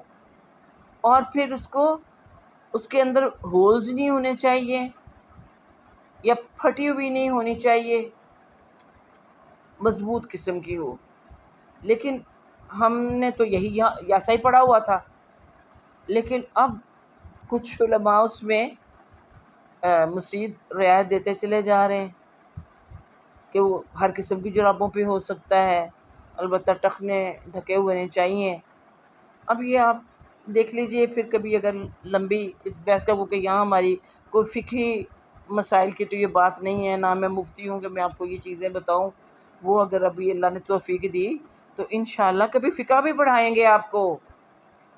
ہاں جتنا کہ پڑھا ہوا، اگر اللہ نے آج مجھے اتنے سالوں بعد حدیث پڑھانے کی توفیق دی ہے تو جتنا کہ فقہ پڑھا ہوا ہے نا، اللہ سے دعا کریں اللہ مجھے زندگی دے، میں کون سی جوان ہوں اب، ہاں تو آپ کو جانے سے پہلے فقہ بھی پڑھا جاؤں. ہاں تو یہ جو فقہی مسائل ہوتے ہیں ان کی بھی ذرا میری بھی پھر یاد دہانی ہو جائے گی انشاءاللہ. تو بہرحال یہ اتنا تو آپ کو سمجھ میں آ گیا. اس کا دوسری بات یہ ہے کہ طریقہ جو ہوتا ہے، اب ظاہر میں یہاں آپ کو ڈیمونسٹریٹ کر کے تو نہیں دکھا سکتی، تو لیکن بتا سکتی ہوں کہ جیسے آپ نے اگر پاؤں پہ جرابوں کے اوپر مسح کرنا ہو تو آپ ہاتھ گیلے کر کے اپنے ہاتھوں کو جھاڑیں، پھر اپنے ہاتھوں کی چاروں انگلیوں کو اپنے پاؤں کی چاروں انگلیاں جو ہیں یعنی ان کے درمیان جو آپ کے خلال ہیں انگوٹھے سے لے کر چھوٹی انگلی تک، ان کے اندر چاروں خلالوں کے اندر آپ نے چاروں انگلیاں اپنی دائیں ہاتھ کی دائیں پاؤں کے اوپر رکھ کے اس کو پھیرتے ہوئے پورے پاؤں کے اوپر ٹخنے تک لے آنا ہے۔ اسی طرح بائیں ہاتھ کی 4 انگلیوں کو آپ نے بائیں پیر کی 4 انگلیوں کے درمیان جو خلال ہیں ان کے اندر رکھ کے ان کو اوپر ہاتھ پھیرتے ہوئے ان کو ٹخنے تک لے کے آ جانا ہے۔ بعض لوگوں کو دیکھتے ہیں ایسے اوپر ہاتھ کو ذرا چھو کے ہی وہ کہتے ہیں جی ہو گیا مسا، نہیں، طریقہ اس کا یہی ہے، ٹھیک ہے۔ تو یہ اللہ کرے جن کو آتا ہے ان کو تو آتا ہے، جن کو نہیں آتا اللہ کرے ان کو بھی کچھ سمجھ آ گئی ہوگی۔ یہ اللہ کی طرف سے ایک رخصت ہے، اور سردیوں میں خاص طور پر بوڑھوں کے لیے، بیماروں کے لیے، اور بعض دفعہ ویسے سردی بھی اتنی بھی ہوتی ہے کہ جو جوان ہیں ان کا بھی دل نہیں چاہ رہا ہوتا وضو کرنے کو ٹھنڈے پانی سے بلکہ گرم پانی سے بھی بعض اوقات، اور بچے تو بالکل ہی اس سے بھاگتے ہیں وضو کرنے سے، تو کر لیں۔ تو اللہ تعالیٰ نے اور اللہ کے رسول صلی اللہ علیہ وسلم نے ہمیں یہ رخصت عطا کی ہوئی ہے، ٹھیک ہے۔ تو یہ تو ہو گیا آپ کا موضوع کے اوپر مسح کا بیان۔ اس کے بعد ایک چیز تھوڑی سی اور بھی بتانی ہے آپ کو، دوسری اس میں ایک اور بھی ٹاپک ہے وہ ہم ابھی پڑھتے ہیں۔ علم کی جو سے یہ اس کا آغاز ان کا کس لیے آیا؟ علم کے لیے آیا۔ پھر انہوں نے علم کی فضیلت میں وہ فرشتوں کے پروں والی بات بتائی۔ اب دیکھیے ایک میں غلط فہمی آپ لوگوں کی دور کر دینا چاہتی ہوں کہ ہم عام طور پر یہی سمجھتے ہیں کہ علم جو ہوتا ہے وہ صرف علم دین ہی ہوتا ہے، جو قرآن و حدیث کا علم ہوتا ہے، یا دین کے جو مسائل جاننے کا علم ہوتا ہے، یہ دنیا کی جو جماعتیں پڑھنی ہیں، یہ جو اسکول کالج جانا ہے، یہ تو علم ہی نہیں ہے۔ نہیں، علم ہی ہے، اس میں کوئی تخصیص نہیں ہے۔ اگر ایک طرف اب مساجد یا مدارس میں پڑھنے والے بچوں کی حوصلہ افزائی کے لیے ان کے لیے کچھ کام کرتی ہیں، تو اسکول میں پڑھنے والے بچے بھی اتنے ہی حق رکھتے ہیں کہ ان کے لیے علم کو فروغ دینے کے لیے بھی آپ کوششیں کریں۔ اور علم کو فروغ دینے والے جو بھی لوگ ہوتے ہیں جس طرح سے بھی وہ کرے، ان کی بہت زیادہ اہمیت ہے۔ اللہ تعالیٰ نے ہمیں کہیں تخصیص کر کے نہیں بتایا کہ علم سے مراد علم کیا ہے، کیا صرف دین کے علم کو علم کہتے ہیں؟ اللہ نے پہلی وحی سے ہمیں کیا کہہ دیا تھا؟ اقرا سے شروع کر، پڑھو اللہ کے نام سے۔ علم الانسان ما لم یعلم، کہ انسان کو وہ سکھایا جو وہ نہیں جانتا تھا۔ اور پہلے انسان کو تو اللہ نے سارا ہی کچھ اس کے اندر پوٹینشلی ڈال دیا ہوا تھا۔ جب آدم علیہ السلام کو جو ہم پڑھتے ہیں کہ نام سکھائے، وہ نام کس چیز کے تھے؟ دنیا کی ہر چیز کا جو علم ہے ان کے نام۔ تو آدم علیہ السلام کو جو علم دیا گیا تھا وہ یہی کائنات کا علم تھا، جس کو اب دنیا کا علم کہتے ہیں، ان کے بارے میں جو علم دیا گیا تھا۔ اور یہ جو ہدایت کا علم ہے یہ تب دیا جب ان کو دنیا میں بھیجا گیا، اور اسی ہدایت کا جو یہ علم ہے اس کے لیے ان کو کہہ دیا گیا تھا کہ جب میرے پاس سے تمہارے پاس کوئی ہدایت پہنچے تو تمہیں اس ہدایت کی پیروی کرنی ہوگی۔ اب یہ ہدایت کون سی کا میرے پاس سے پہنچے؟ یہ علم وحی ہے، یہ علم دین ہے جو اللہ کے پاس سے آیا ہے۔ تو اللہ تعالیٰ نے اب دیکھیے آدم علیہ السلام کو جو علم دیا اس کی بنا پر تو انسان یعنی آدم علیہ السلام فرشتوں سے جیت گیا، لیکن ساتھ ہی یہ احساس بھی ہمیں دلا گیا کہ فرشتوں سے جیتنا انسان کے لیے آسان ہے، مگر شیطان سے جیتنا مشکل ہے، اور لہٰذا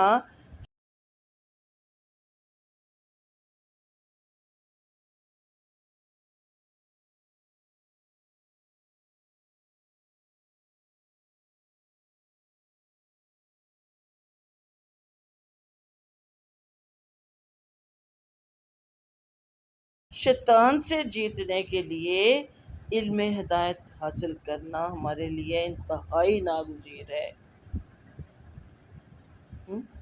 اس لیے علم ہدایت اپنی جگہ اور علم کائنات اپنی جگہ، ان دونوں کا حصول جو ہے ہمارے لیے لازم و ملزوم رکھتا ہے، کی حیثیت رکھتا ہے کہ قرآن پاک کے اندر بھی تو جو دنیاوی علوم ہیں ان کا ہر جو علم ہے اس کا آپ کو تذکرہ ملتا ہے کسی نہ کسی شکل میں، اور وہ لوگ جو کہ دنیاوی علم حاصل کر چکے ہوتے ہیں ان کے لیے قرآن کو پڑھنا سیکھنا بہت آسان ہو جاتا ہے، سمجھنا بہت آسان ہو جاتا ہے، سمجھانا آسان ہو جاتا ہے۔ تو اس لیے کسی بھی دونوں میں سے کسی بھی علم کو کمتر نہ سمجھا جائے، کہ جو ہدایت کا علم ہے یا دین کا علم ہے سمجھے کہ تو مولویوں کا کام ہے، نہیں، یہ ہماری اسی طرح ضرورت ہے اپنی اخروی زندگی کی کامیابی کے لیے، جس طرح کہ دنیا کی زندگی کی کامیابی کے لیے ہم دنیاوی علوم ضروری سمجھتے ہیں، اور آج کل تو ہم نے دنیاوی علوم کو بطور علم سیکھنا ہی چھوڑ دیا ہے۔ ہم تو وہ چیز سیکھتے ہیں جس کا دنیا میں اسکوپ ہو اور اچھی جاب مل جائے، جس کے ذریعے ہم زیادہ سے زیادہ اچھے پیسے کما سکیں۔ اب ہماری سوچ اب یہیں تک رہ گئی ہے، کہا نا اللہ کہ مبلغ علم جو ہے ہمارا یہیں تک اب رہ گیا ہے۔ تو اگر دونوں علوم میں انسان محنت کرتا ہے تو پھر یعنی یہ علم حاصل کرنا جو یہ بھی عبادت کا درجہ وہ پا لیتا ہے۔ اور بات تو ایسے ہی ہو چکے وہ عبادت کا درجہ علم حاصل کرنا، اور جب انسان علم حاصل کرنے کے لیے گھر سے نکلتا ہے یہ سیکھنے کے لیے، جس طرح آج کل آپ کے پاس یہ گھر بیٹھے ہوئے ریکارڈنگز وغیرہ پہنچ رہی ہیں، تو کچھ لوگ تو کہتے ہیں ہمیں بہت اچھا لگ رہا ہے، ہمیں ٹائم زیادہ جب دل چاہتا ہے ہم اس کے لیے سن لیتے ہیں جتنا ہم چاہتے ہیں، لیکن کچھ کہتے ہیں ٹائم ہی نہیں ملتا، سمجھ ہی نہیں آتی، وہ گھر کے کام کرتے ہوئے استری کرتے ہوئے سن لیتی ہوں۔ آج صبح بھی کسی کا فون آیا ہوا تو اس کے ساتھ بھی میں یہی بات کر رہی تھی کہ بھائی تم کلاس میں بھی تو 2 گھنٹے لگاتار آ کے بیٹھتی تھی، تو ابھی بھی اگر 2 گھنٹے لگاتار نہ لگاؤ گھر میں، لیکن اپنے وہ روٹین جو ہے اس کو آپ جاری رکھیں، آپ اپنا قرآن اپنا سپارہ کھولیں، چاہے روز ایک پارٹ سن لیں، ایک ٹائم بھی آپ کو کیا دن بھر میں 20-25 منٹ بھی نہیں ملتے کہ آپ قرآن کو کھول کے لفظ بہ لفظ جس طرح میں آپ کو پڑھا رہی ہوتی ہوں اس طرح آپ سیکھیں، یا جس طرح یہ حدیث میں سنا رہی ہوں تو آپ یہ ریاض الصالحین جن کے پاس پہنچ گئی ہے وہ اس کو کھولیں۔ لیکن مجھے تو بڑے افسوس کے ساتھ کہنا پڑتا ہے کہ ابھی تک کچھ لوگوں نے وہ سپارے کی تمنا ہی نہیں کی کہ ہمیں ضرورت ہے۔ ایک آدھ کہا جی ہم ویسے ترجمے والا قرآن کھول لیتے ہیں، اب مجھے مجبوراً لوگوں کو گھروں تک سپارے پہنچانے پڑے کہ بھی آپ اپنی کلاس کی روٹین کو مت توڑیں، اب اور زیادہ اپنے کو ٹائم دیں، ایک دفعہ سن لیا دوبارہ سنیں۔ جیسے کہ ایک طالب علم کا کام ہے، وہ میری بیٹیاں جو کہ ٹیسٹ دیتی ہیں وہ تو الحمدللہ بار بار سنتی ہیں، پڑھتی ہیں، یاد کرتی ہیں، تو باقیوں کا بھی تو کچھ فرض بنتا ہے نا، آخر سارے کام چھوڑ کے وہ کلاس میں آیا کرتے تھے، تو اس لحاظ سے آپ اس کو اسی طرح ایک طالب علم کی حیثیت سے سیکھیے، نوٹس کو دیکھیے، سارا کچھ، تو اس کو ایزی نہ لیں کہ اب چھٹی ہو گئی ہماری۔ تو یہ بات اصل میں وہی ہم یہاں شیطان کا ذکر ہو رہا ہے کہ شیطان جو ہے وہ ہمیں ورغلاتا ہے، اور کیا کرنا ہے، اتنے کام پڑے ہوئے ہیں گھر میں، یہ سارے کرو نا، ہاں، تو صرف یہی اپنی کلاسز نہیں کرنا، اور بھی تو نیٹ پہ اتنی اور چیزیں مل جاتی ہیں دین سیکھنے کو، کوئی ایک ہی جگہ رہ گئی ہے؟ چلو اور بھی بڑی جگہ ہیں، لیکن جس جگہ سے، جس کلاس سے، جس استاد سے آپ وابستہ ہوں اس کو تو کمپلیٹ کریں نا آپ۔ اب یہ تو نا آپ کس کالج یونیورسٹی میں پڑھ رہے ہیں، اچانک کوئی مسئلہ ہو جاتا ہے اس کو چھوڑ کے تو آپ اب آج بھی جیسے بہت سے لوگ اسکول کالج یونیورسٹیوں میں نہیں جا رہے تو وہ کہیں گے ہم نے اب جانا ہی نہیں ہے، ہم گھر بیٹھ کے اب نیٹ سے ہی پڑھ لیا کریں گے، یہ ہمیں آن لائن ہی تھوڑا بہت جو آ جاتا ہے وہی کافی ہے۔ تو یہ شیطان تو سستیاں ڈالتا چلا جا رہا ہمارے اندر. یہ سستی کا توڑ کرنے کے لیے میں نے دوسری کلاس شروع کی ہے کہ ایک کی بجائے 2 کلاسز اور زیادہ علم آپ کے پاس گھر بیٹھے پہنچ جائے. تو وہ شیطان برگلاتا ہے آپ کو کہ کتنی بھی کیا جلدی ہے، ہو جائے گا، ٹھیک ہے، وہ تو رونا ہو جائے گا، پھر کلاس میں جانا ہی جانا نا، دیکھ لیں گے، پڑھ لیں گے. کچھ لوگوں کو یہ بڑا ہوتا ہے کہ بڑی کتابیں ہیں، وہ پہلے سیلف اسٹڈی کہتے تھے کہ ہم اپنے طور پہ تفسیریں پڑھ لیتے ہیں. وہی بات ہے کہ اب نیٹ سے طرح طرح کے لوگوں کو سنتے ہیں، وہ سننا بڑی اچھی بات ہے، لیکن ان کے لیے زیادہ ہے جن کے پاس پہلے سے ایک آپ کا ذہن سیٹ ہو چکا ہو. اب اس کے بعد جو مرضی آپ سیکھیں، لیکن ہو کیا رہا ہے، آپ طرح طرح کی چیزیں سن کے جان کے اور زیادہ کنفیوز ہوتے چلے جا رہے ہیں. پھر وہ مجھ سے مسئلے پوچھنے کے لیے آ جاتے ہیں، یا پھر اور میں تو خیر اپنے آپ کو اس مسئلے کو جواب دینے کے قابل ہی نہیں سمجھتی. اللہ کرے کہ اگر کسی کی تسلی ہو جاتی ہے تو اس طرح اپنے آپ کو کنفیوز نہ کریں، ٹھیک ہے. تو یہ اب میں تھوڑا سا تو بھی رہ گیا یہ حدیث میں تو سمجھ لیجیے ختم نہیں، اس کا دوسرا حصہ بھی ہے، دیکھیے نا آگے، جلدی جلدی کریں، ابھی میری بھی نماز کا ٹائم ہونے والا ہے. اچھا جی، تو اب پھر وہی اگلا اس کا جو حصہ ہے کہ میں نے پوچھا، یعنی کون کہہ رہی ہیں، وہی جو زر بن حبیش ہیں، کہ ان سے یہ جو صحابی تھے صفوان بن عسال، مزید یعنی پوچھا کہ محبت کے متعلق بھی آپ نے رسول اکرم صلی اللہ علیہ وسلم سے کچھ سنا ہے؟ اس نے کہا کہ جی ہاں، ہم ایک سفر میں رسول اللہ صلی اللہ علیہ وسلم کے ساتھ تھے. ایک دفعہ کا ذکر ہے، کون کہہ رہا ہے، وہ جو صحابی تھے، کہ ہم آپ صلی اللہ علیہ وسلم کے پاس سے، دیکھیں ان کے آپ صلی اللہ علیہ وسلم کی صحبت ان کو حاصل تھی نا، سفر میں بھی ان کے ساتھ جاتے تھے، حضر میں بھی ان کے ساتھ ہیں، ان کی صحبت سے کتنا فائدہ اٹھاتے تھے اور یاد رکھتے تھے، لکھتے تھے. تو اب وہ واقعہ بیان کر رہے ہیں، محبت کے بارے میں انہوں نے سوال کیا کہ آپ کیا جانتے ہیں. تو وہ کہتے ہیں کہ ہم آپ کے صلی اللہ علیہ وسلم کے پاس ایک وہ جو اعرابی، یا جس کو آپ کہتے ہیں بدو، یہاں میرے ترجمے تو جنگلی لکھا ہوا ہے، کہ ایک جنگلی نے اونچی آواز کے ساتھ، اعرابی یا بدو جو عرب کے تھے نا، وہ جڈ لوگ، دیہاتی، اس نے اونچی آواز میں آپ صلی اللہ علیہ وسلم کو پکارا کہ اے محمد صلی اللہ علیہ وسلم. رسول اکرم صلی اللہ علیہ وسلم بھی اس کی آواز کے جواب میں اسی زوردار آواز کے ساتھ جواب دیا اور کہا کہ آگے آ کے میرے ساتھ بات کرے، وہاں دور کھڑے ہو کے اتنی اونچی اونچی مت بولو. تو یہ تابعی کہتے ہیں وہ صحابی کہتے ہیں کہ میں نے اس اعرابی سے کہا کہ تجھ پر افسوس ہو، تو رسول اللہ صلی اللہ علیہ وسلم کی مجلس میں بیٹھ کر اونچی آواز کرتا ہے، کہ آپ صلی اللہ علیہ وسلم کے ساتھ اونچی آواز میں بات کرتا ہے، حالانکہ اس سے منع کیا گیا ہے، پس اپنی آواز کو پست کر. تو اس نے جواب دیا بخدا میں اپنی آواز پست نہیں کروں گا، کہ اللہ کی قسم میں تو اپنی آواز پست نہیں کروں گا. وہ کرتے ہی نہیں. آپ دیکھیں یہاں پہ ہمارے جو دیہاتی لوگ ہوتے ہیں، جیسے پٹھان ہیں، ان کا لہجہ ہی اتنا اونچا ہوتا ہے، اتنی زور سے بول رہے لگتا ہے جیسے کوئی لڑ رہے ہیں کہ کیا ہو رہا ہے.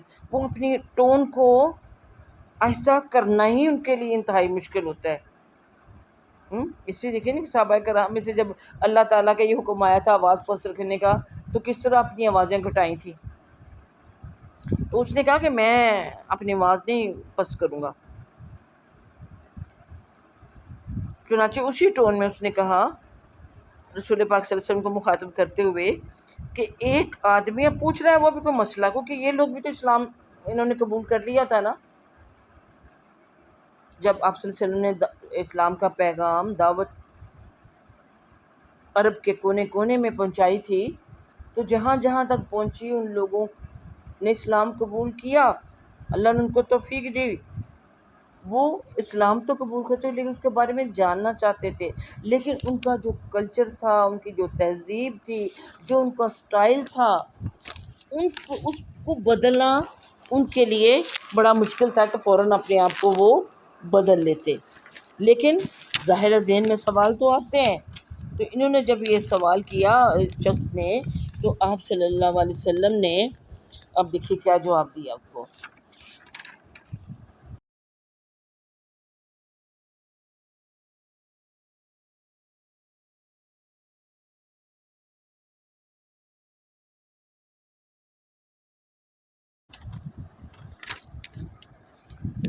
تو اس نے کہا کہ ایک آدمی ایک قوم سے محبت کا اظہار کرتا ہے لیکن ابھی تک ملاقات کے اسباب میسر نہیں آ سکے، تو یعنی اس کا کیا معاملہ ہے؟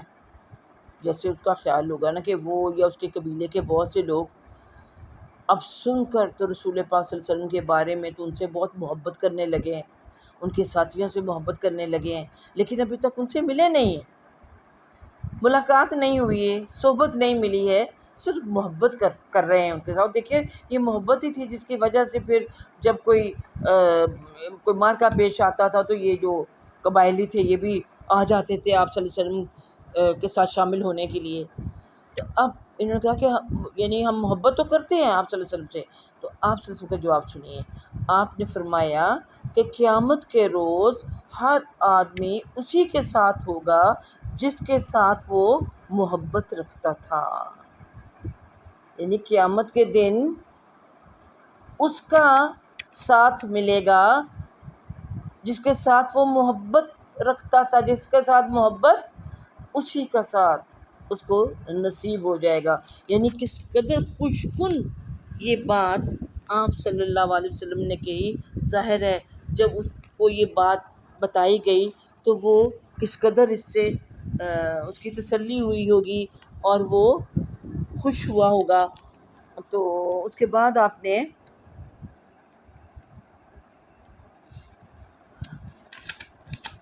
میرا آگے پیج آ گیا،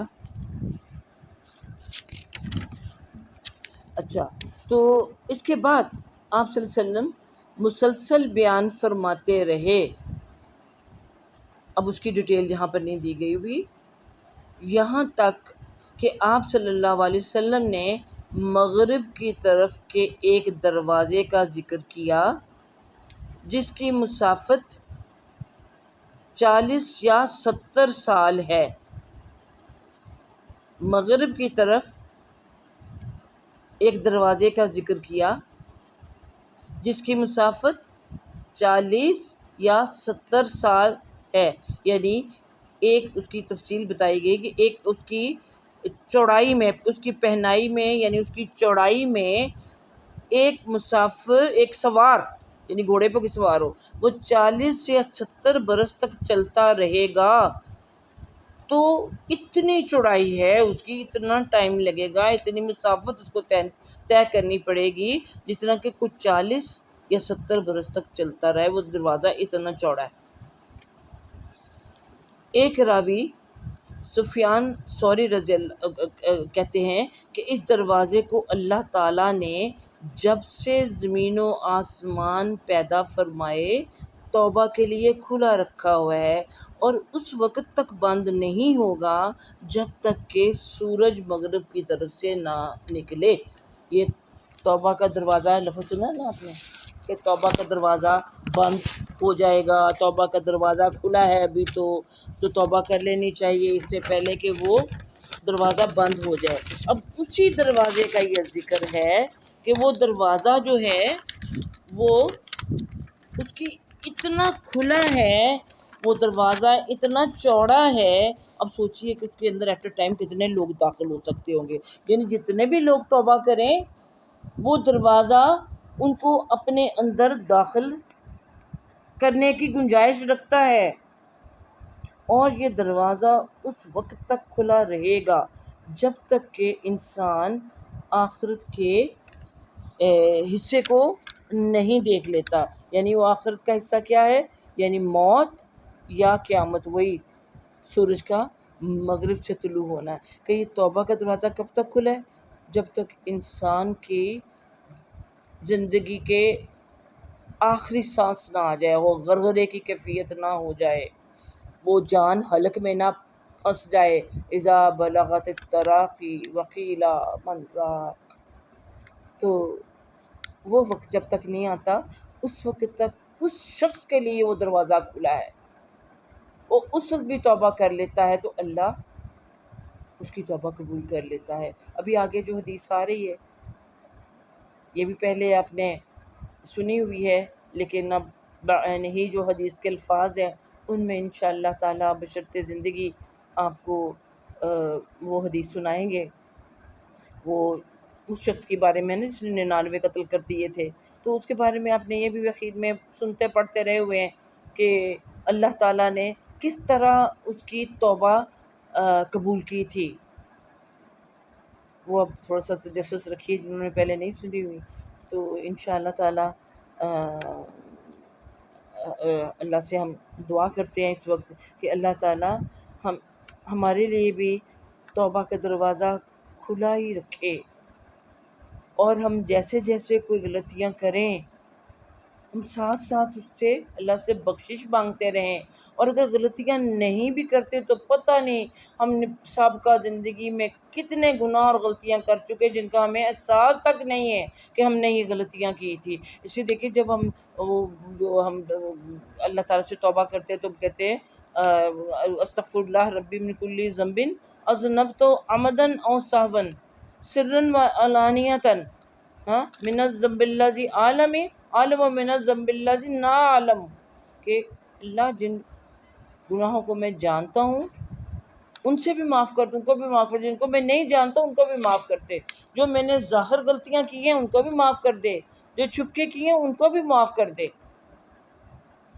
تو یہ ہر وقت ہمیں اپنا محاسبہ کرتے رہنا چاہیے، اپنا جائزہ لیتے رہنا چاہیے، اور پھر رسول اللہ صلی اللہ علیہ وسلم کے حوالے سے دیکھیں تو انہوں نے کیا غلطیاں کی تھی کہ وہ اتنی بڑا استغفار کر رہے تھے۔ ان کا جو استغفار تھا ان کے درجات بلند کرنے کا باعث تھا۔ چنانچہ ایک طرف آج ہم اللہ کے سامنے استغفار توبہ کرتے ہیں، ہماری غلطیوں کوتاہیوں کو اللہ ڈھانپتا ہے، دوسری طرف ہمارے درجات بلند کرتا ہے۔ تو اللہ سے دعا کرتے ہیں کہ اللہم اجعلنا منہم، اللہ پاک ہمیں ہماری غلطیاں بھی معاف فرما دیجئے، اور ہمارے جو گناہ ہیں اللہ پاک ان کو بھی دھو ڈالیے، اور جو ہم توبہ استغفار کریں ان کو ہمارے درجات بلند کرنے کا باعث بھی بنا دیجئے۔ چنانچہ چلیے پھر سے یہی ہم جس کو ہم 5واں کلمہ کہتے ہیں وہ دہرا لیجیے۔ یاد ہے کلمے کیے ہوں گے کبھی بچپن میں، کسی کو یاد ہے کسی کو بھول گئے ہیں۔ استغفر اللہ ربی من کل ذنب اذنبتہ عمدا او خطأ سرا او علانیۃ واتوب الیہ من الذنب الذی اعلم ومن الذنب الذی لا اعلم انک انت العلام الغیوب وستار العیوب وغفار الذنوب ولا حول ولا قوة الا باللہ العلی العظیم۔ اللہ تعالیٰ تو ہمارے سارے عیبوں پر پردے ڈال دے۔ اللہ ہم انفرادی طور پر بھی آپ کے حضور توبہ کرتے ہیں، اور اپنے گھر والوں اپنی قوم کی طرف سے بھی آپ کے حضور توبہ کرتے ہیں۔ اللہ ہماری کوتاہیوں سے درگزر فرما لے یا رب العالمین، ہماری ساتھی کو قبول فرما لے، اور ہمیں بہت کچھ سیکھنے کی توفیق عطا فرما دے۔ سب کے دلوں میں جو بھی نیک اور جائز حاجات ہیں اللہ سب کی پوری فرما دیجئے۔ ربنا تقبل منا انک انت السمیع العلیم۔ یا اللہ تعالیٰ جو محمد صلی اللہ علیہ وسلم کی محبت میں ہم نے یہ احادیث کا سلسلہ شروع کیا ہے، جو احادیث مبارک ہم پڑھ رہے ہیں، یا اللہ تعالیٰ ان کی بدولت ہمیں رسول اللہ صلی اللہ علیہ وسلم کی محبت عطا فرما دیجئے، ان کی نظر عنایت عطا فرما دیجئے، آخرت میں ہمیں ان کی شفاعت نصیب کر دیجئے۔ سبحانک اللہم و بحمدک نشہد ان لا الہ الا انت نستغفرک و نتوب الیک، صلی اللہ تعالی علی خیر خلقہ محمد و علی آلہ و صحبہ اجمعین برحمتک یا ارحم الراحمین، آمین۔